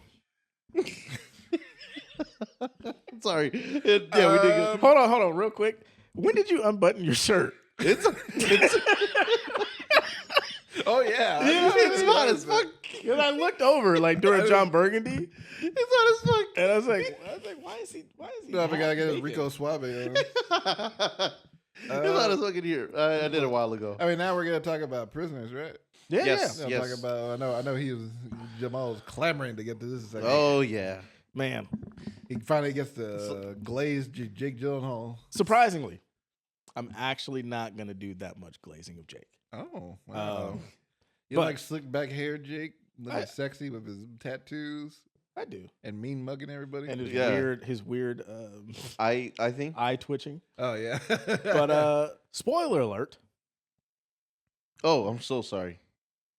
Spoiler Spoiler. So yes, this week Gotta- or this episode, It's sponsored by. I wish. Sponsored by Prisoners. Movie from 2013.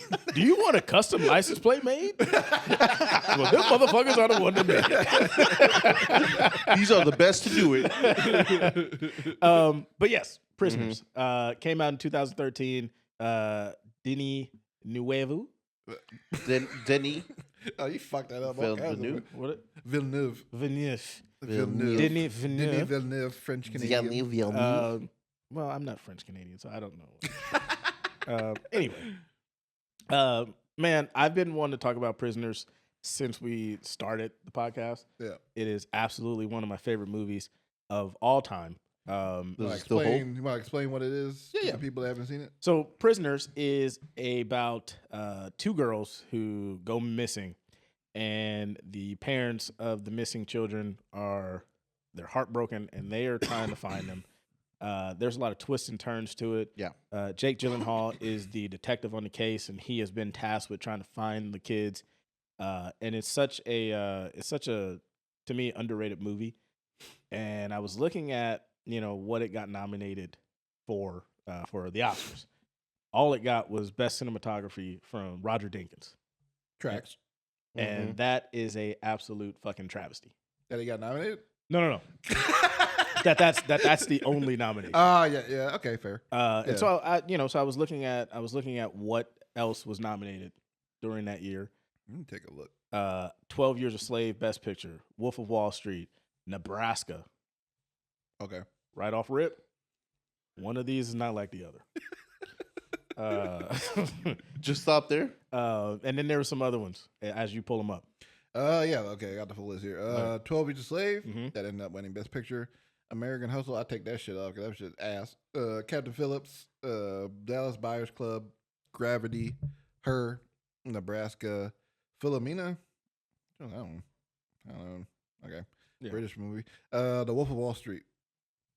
Yeah, one of those not like the others. Now you're gonna Or a sit, couple of those, That's what I'm actually. gonna say. You're gonna sit there, right? Yeah. And I'll get into the review of the movie. Yeah. But like the fact that it's not nominated for Best Picture, Yeah. Mm-hmm.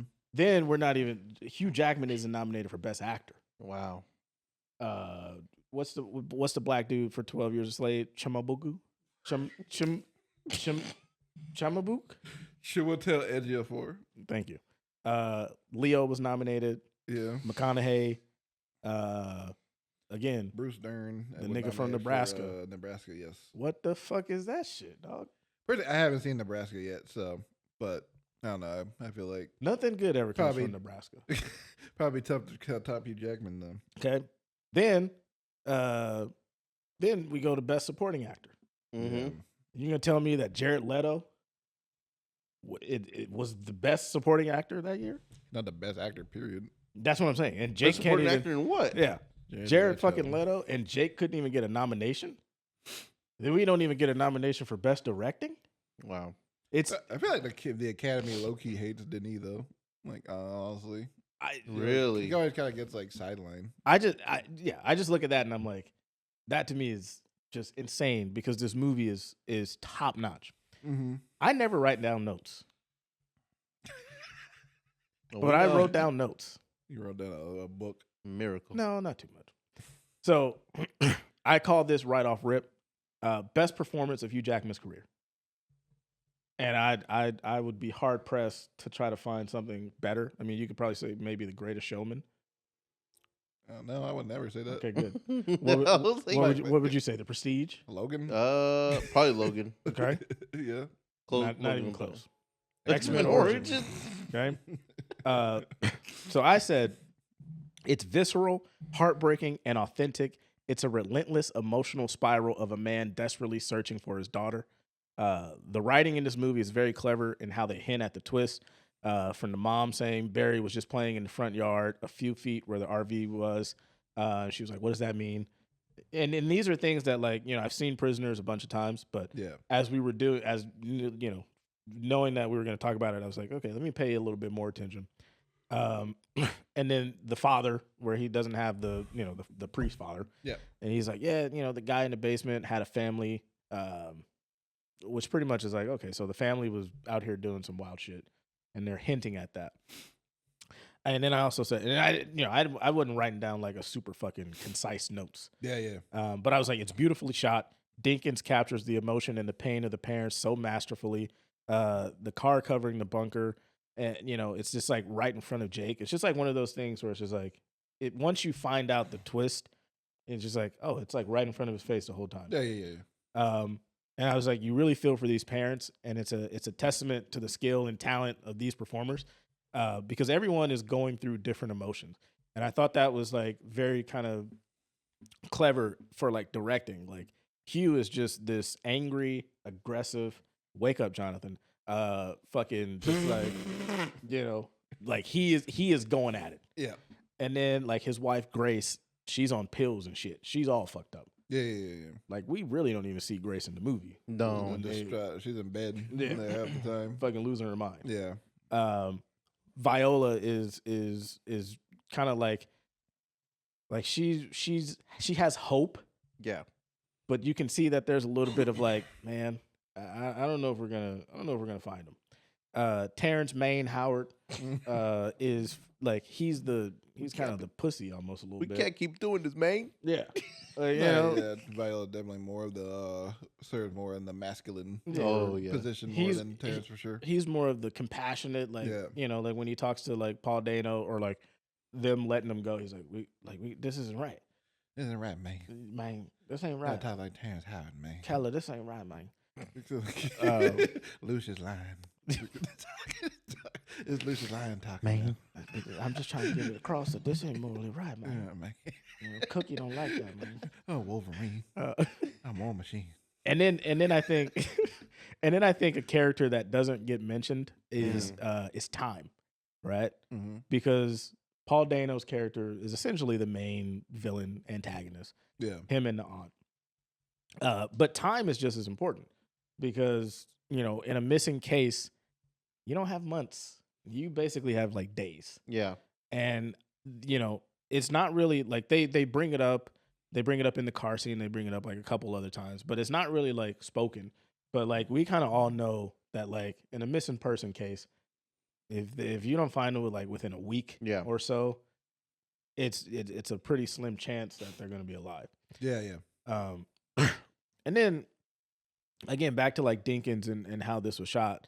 Viola's in the bathroom and she's removing the pillowcase off of Paul Dano's head. Mm-hmm. And it's shot so nice because it's like, shot like, look at this shit. Yeah, backlight, man. Like, come on, man. And a lot of this too. It's like a lot of shadowy figures. Mm-hmm. It's like what's lurking in the dark. He's very good at silhouettes. And this is the scene where like he's threatening him. Yeah. And so they come back here and he has beat the shit out of him. Mm-hmm. She takes the pillowcase off and his face is hidden by the sink. And we see what's the name's reactions first, and then we see his face. And I just think that was just a great reveal and like storytelling of just like we know he looks bad. Yeah. Because of what we've seen him do. Exactly. But then when you see the pillowcase and it's just all bloody and shit, it's like, oh, he's beat his ass even more. Yeah. And I think like that was just a really good like showing like a passage of time. And then also you see like that to me is kind of the first time that like Paul Dano's character, Alex, gets like compassion from like a parental figure. I mean, spoiler alert, he was kidnapped. Yeah. So I think Viola treats him as like, like there's that split second where she is a mother and she's giving him that motherly love. Oh, you say he has like the IQ of a 10-year-old. Yeah. So like, it's definitely like a very child mindset he's got going on. But then I love how he was like, but he can drive. Yeah. It's like, explain that, right? Did that weird thing with the dog. Oh. Kind of like, that was crazy. I don't know what that was about. Don't do that to my little poochin'. No. Yeah, that was weird. That was weird. Nah, dude. Don't hang dogs. Yeah. that was crazy. Yeah. But yeah, it's like dark and then it's gritty and it's just a lot of shadowy like silhouettes. And I think it plays into like, you don't know what's kind of lurking and who is who and things like that. And then I'll end it on one of my favorite scenes of all time. It's the car scene with Hugh and Jake. Yeah. to me, like that's just a masterpiece Mm-hmm. because we're in this confined space, and it's just like the rain is pouring down, and it's a struggle between like this dad who is he is losing his mind, Yeah. and he is challenging Jake, Detective Loki, Mm-hmm. who is taking it as like, no, I'm good at my job, and Yeah. Hugh is just like, like you're not out there looking for my daughter. You're over here playing fucking follow me around, Yeah. and in his mind it's like you're wasting time. And he says that to him when they go to ID her sock, and he's like, this is your fault Yeah. because you want to follow me around and shit. Mm-hmm. But to me, like that scene is just it's so good because I feel like Hugh Jackman in that moment, like that's like his daughter. Yeah. You know what I mean? And I feel like any parent who is searching for their kid, like I feel like that's the reaction that they would have. Yeah. Yeah. You know what I mean? And it's such a great scene because you just have two actors who, like, I feel like a lot of that, and I'm sure it was written like that, but I'm sure, there was a lot of kind of improv takes in there. And, once Hugh gets going, Mm-hmm. I mean, it's so good, it's in our intro. Yeah. Yeah. It's really good. And you could kind of see that, like, Jake is just like, all right, I'm going to let him cook. You know what I mean? I'm not going to, oh, damn, I done went black. Gosh, shut the fuck up, Jamal. Sorry. Man, the respect here when I'm talking, man. Jonathan sleeps 1 week. Camera just shuts off and says "fuck off." Like it's all right. It's all love. Yeah.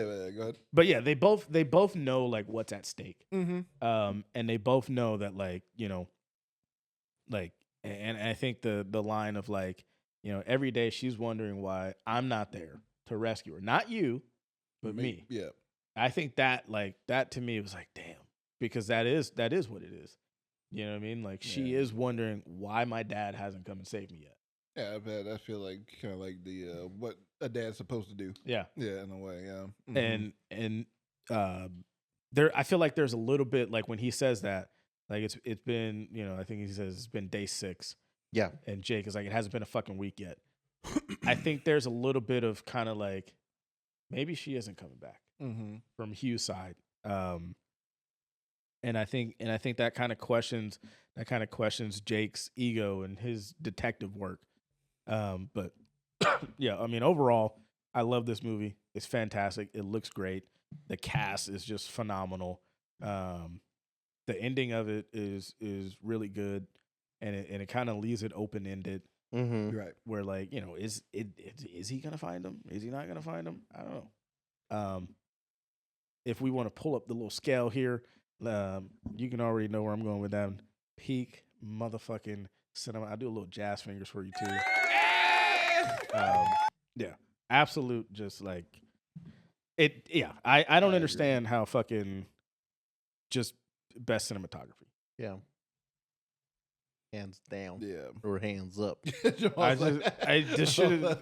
It's and we got shit like Amelia Perez fucking nominated. You know what I mean?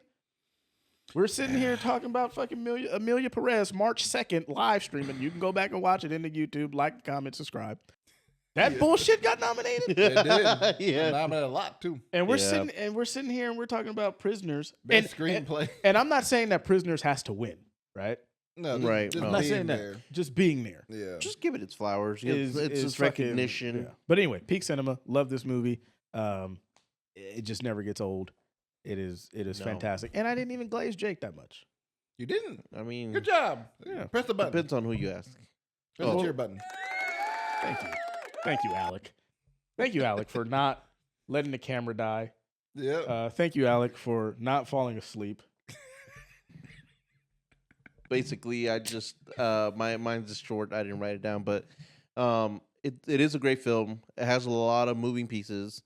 It's definitely long, but for a reason. It's not a straightforward, this, and this. It's more of like, here are the pieces.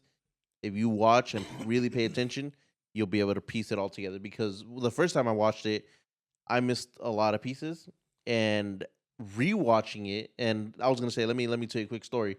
I was actually gonna skip it and not watch it because I was like, I watched it once already, so I was like, I rewatched it because I couldn't find it anywhere. I looked at Amazon Prime. I looked at HBO Max, Netflix, Hulu, Tubi.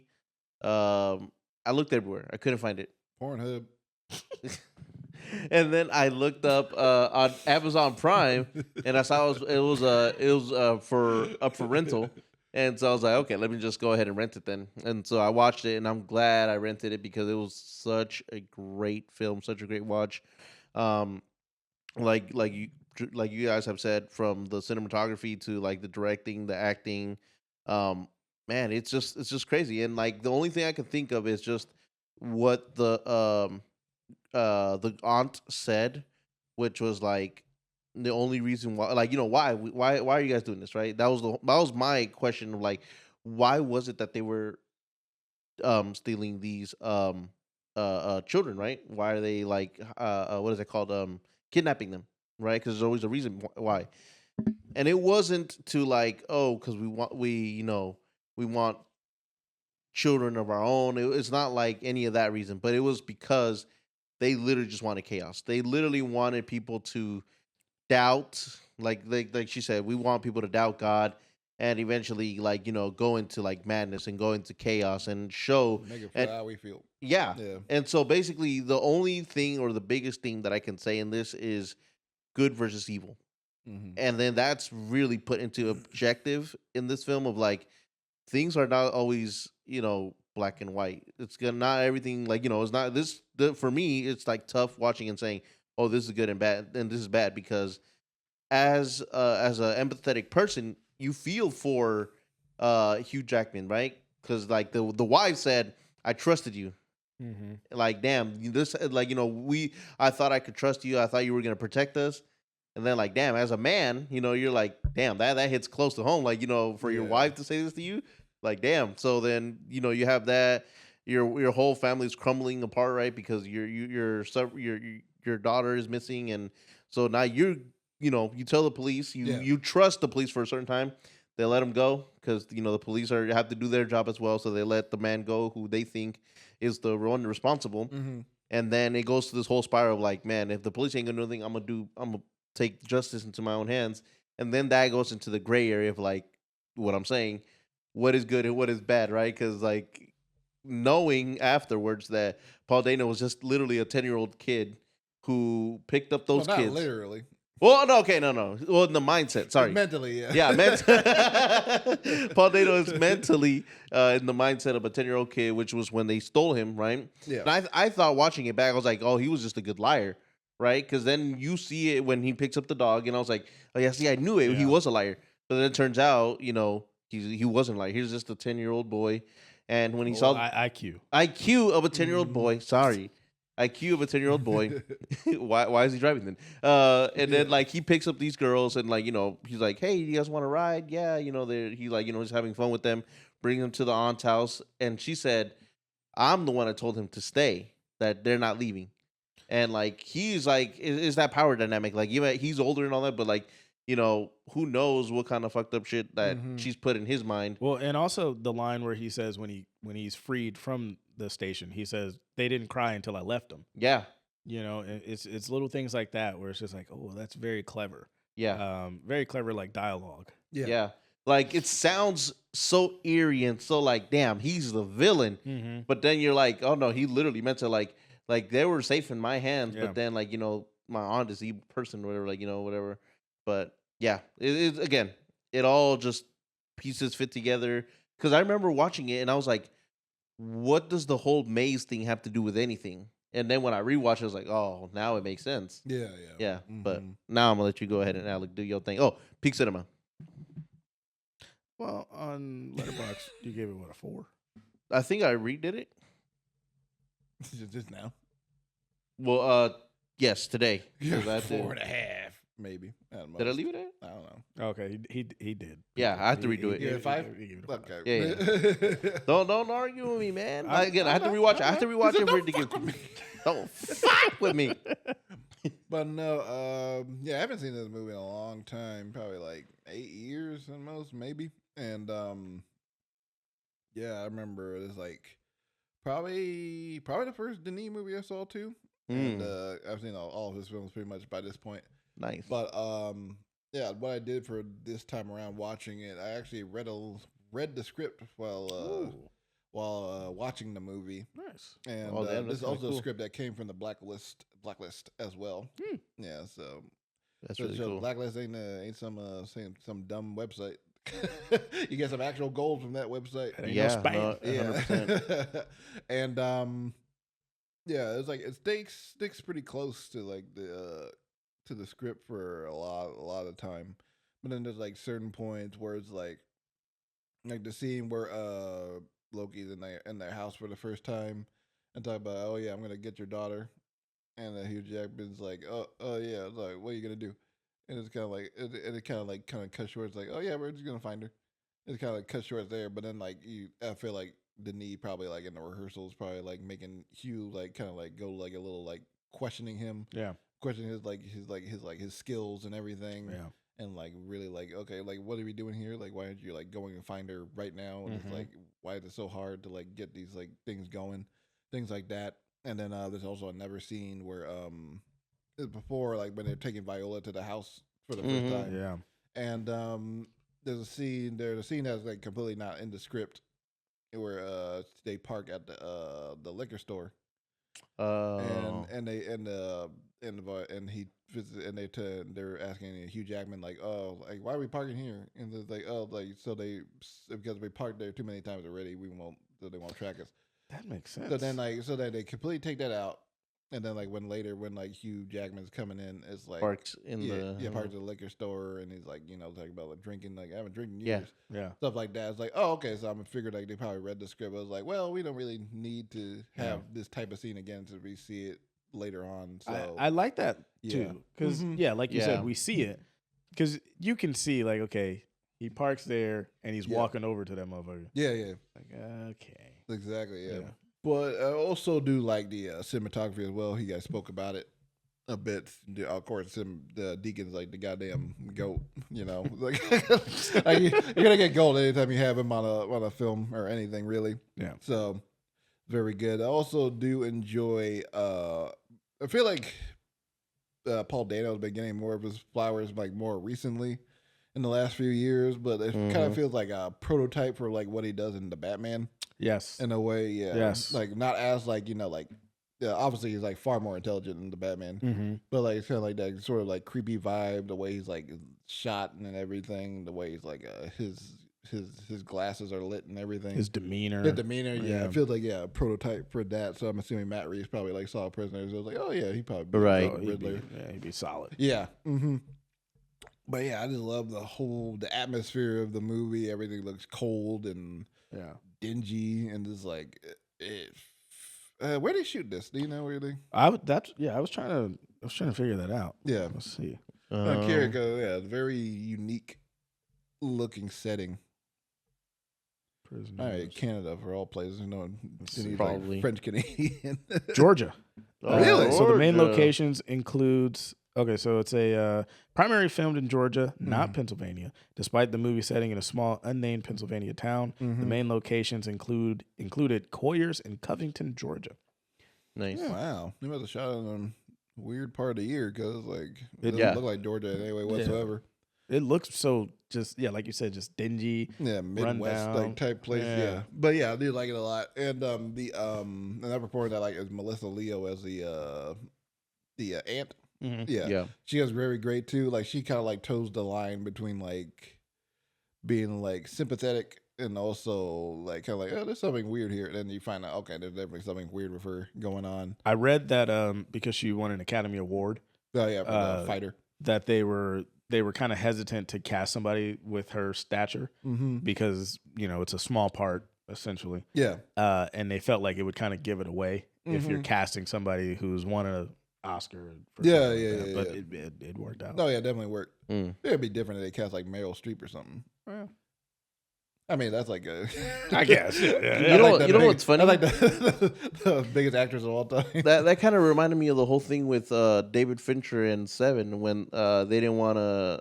What was it? Kevin Spacey. They didn't want him in the marketing or anything really, and so kept his appearance into that secret until like the film came out. Right. Yeah, that makes sense. Yeah, but yeah, overall, I do like really like think this film is definitely an underrated film of the like 2010s and everything. And yeah, you guys said everything I would pretty much say. Anyway. Yeah, I know. I feel like I'm not really like adding too much besides like the script. Yeah. And everything. So Well, that was some good insight, though. Thank you for that. oh yeah, no That's problem. pretty cool.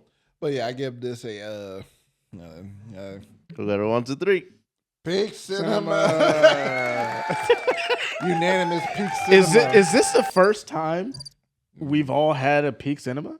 maybe? I At think so. once, Unanimous. Yeah. Maybe. We Think got to so. start like a unanimous peak cinema Hall of Fame or some shit. That'd Because be kinda like, cool. Oh yeah, that'd be- put all yeah. put all our heads on top of Scorsese's like and put him on the meme. A three-headed fucking Yeah. Scorsese. That'd be hilarious. But no, but yeah, great film. Yeah. Like Jonathan- Prisoners. Yep. You are selecting the movie. Yeah, I surely am. While you select the movie, Yes. I'm gonna go ahead and I'm gonna scratch off Prisoners up there. Do you mind doing it with your new handy dandy pocket knife? Thank you.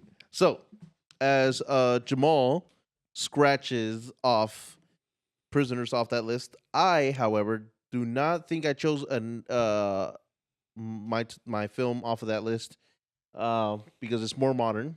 It's a more modern film since No. we don't have to cap it at a certain date. Well, now I'm terrified. And so, you know, The last time We- we chose we a modern film, it was that fucking Eddie Murphy movie. hey, at least I'm giving modern movies a chance, okay? So we gotta. You're giving them enough. That's the point, you motherfuckers.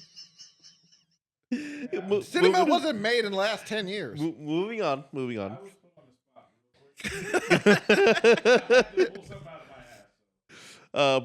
forward. Motherfucker, they're gonna choose We got- red one. How'd you know? No, just kidding. No, we're moving forward. We're pushing in. We're not in the 1916, 1916s? 1960s, 1967, and all that. We're Yeah. pushing forward. What year did this come out, Josh? Sorry, 2022. You don't even know. I forgot. Okay, I just know the name of the film. Came out in 20. Oh God. Sorry. Oh God. Sorry. I'm waiting for Jamal to see it. That's why. 2024. Yes, it's very recent. So Oh God. I hope you guys enjoy. 2024, Jamal. You'd be very happy. And that means this So- one's color. this one's gonna it's gonna be in all the colors. So Does it star Charlie D'Amelio? maybe. It's gonna be good, okay? Just trust me. Just I don't trust know. me. I don't know. John. I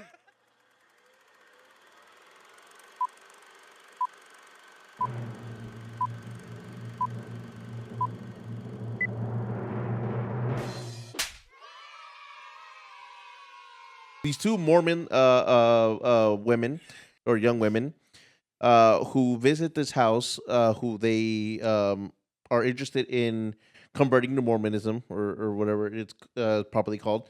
And they meet this character, which is the one that you saw on the poster. Hugh Grant character, thank you. And things just start going awry in this visit. And things start to challenge. This is a horror-ish film or horror/thriller, I would say. Yeah. But when I watched it, I kept on seeing the announcements of it, right? When they announced, because I watched this in theaters. So when I saw the announcements of this, I was very curious. I was like, can it really be good? I've heard of Hugh Grant, but they kept on saying, wow, Hugh Grant, man, in this film, he's like going off. He's like, way different than like his usual roles and all that. And I was like, I don't believe it. Let me watch it on my own. He's usually known for like romantic. Yeah, comedy, yeah, like lighthearted stuff. Mhm. But then when they're like, this is a horror film, I was like, him in a horror film? That can't possibly, he can't pull it off. And I watched it, and man, does he play the hell out of this character. I like how like hateful you were. Yeah, Hugh he Grant, can't. He like, fucking do No, I it. mean, this like, bitch. Hugh Grant, you ass. stay in your lane. Stay as a Oompa Loompa. Go back to Notting Hill, you son of a bitch. Wasn't he Oompa Loompa in the Yeah, no, Wonka? Wonka, Timothy Chalamet movie. Yeah. But anyways, He was so cute in it. but so Heretic. That's the film choice that I chose. You can watch it in HBO Max. So you guys can watch it on HBO Max if you like, or even the listeners, if you're watching this, Pick it up on Blu-ray. pick it up on Blu-ray or watch it on Max. Wherever But, they're still sold. yeah, Excuse you, they're sold everywhere. order on Amazon and Amazon, get it on Barnes and Blu-ray. Yeah. Noble. Yeah, what made you Target. choose that? So what made me choose it? I was Did you choose that today? No, I didn't choose it today. I actually chose it Friday, if I'm not mistaken, Josh. Yeah, I chose it on Friday. Josh reminded me, he was like, you got to choose. I was like, I know, I'm trying to think. I was going to ask you for a picture of the poster so I can choose one from there. But then I was like, because I didn't want to come here and then have to get up, go there, look, take hours or whatever. Right. So then I was like, I was scrolling and I was like, I saw HBO Max and I was like, oh, they have this on HBO Max now. I was like, this is actually a pretty good film. The classic And I Johnson looked. maneuver, just go on streaming. Hey. Because I'm not going to have people rent money for a film that, we thought was on I didn't make streaming. anybody pay for shit. I didn't say you. Make anybody pay for It's only 3 of us here and I'm not blaming you. But anyways. Well, if somebody didn't fall asleep while somebody was, speaking. I don't know what that has to do with renting the movie, but okay. But yeah, so Heretic. I hope you guys enjoy it. I know that, or I saw another box that Alec, you saw it right already once. Yeah, I saw it. But it should be pretty cool to watch it one more time. I know this will be Jamal's first time watching it. So I had started it a little bit. It was on. oh snap! So started old homegirl from Companion. Sophie Thatcher. Yeah. Yes. Huh? Huh? I know. Come on now. I like how Come you got on. that one fast. I'm just saying. Y'all think I don't know You got shit? You got the Yeah, snow, you got you- the snow bunny down. He don't know cinematographers, but he knows. I know my snowbodies. Sophie Thatcher. That's another episode. Yep. It was fun. We talked about prisoners, and now we're gonna check out Heretic. Yes. Yeah, it's kind of one that I had meant to watch, so I'm excited for it. Yeah. I didn't forget about the Interstellar debate between you two, so maybe When I'm gonna win, yeah. oh shit, Okay. so maybe Interstellar will be the movie that we choose, and then we can have the debate, Okay. and we can figure out the categories. I'm not gonna choose that shit. We're just gonna have it. We're gonna just have it. We're just gonna talk about it. Okay. Look at random. That'll be the topic of the pod. All right, Interstellar ass or not? Ooh, Call it I that. like it. or is it swamp ass? The swamp ass. No, don't say I'm that. not gonna go that far. Thank you. Well, that's it, people. I could debate that it could be. Shut up. Real quick, one word as to why it's ass. As to why it's ass, Yes. like the Interstellar. Yes. Corny. One word as to why it's not ass. Very detailed. That's 2 words. All right. Shit. And we We will already, see- we already lost. Yeah. Well, we Well, hyphened. Very hyphen detailed. That's not One how- word. just say fucking detailed. Detailed. You said 3 words. Fucking detailed. No. Okay. All right. That's it, people. And we will see you in the next. Yeah, bye. Bye.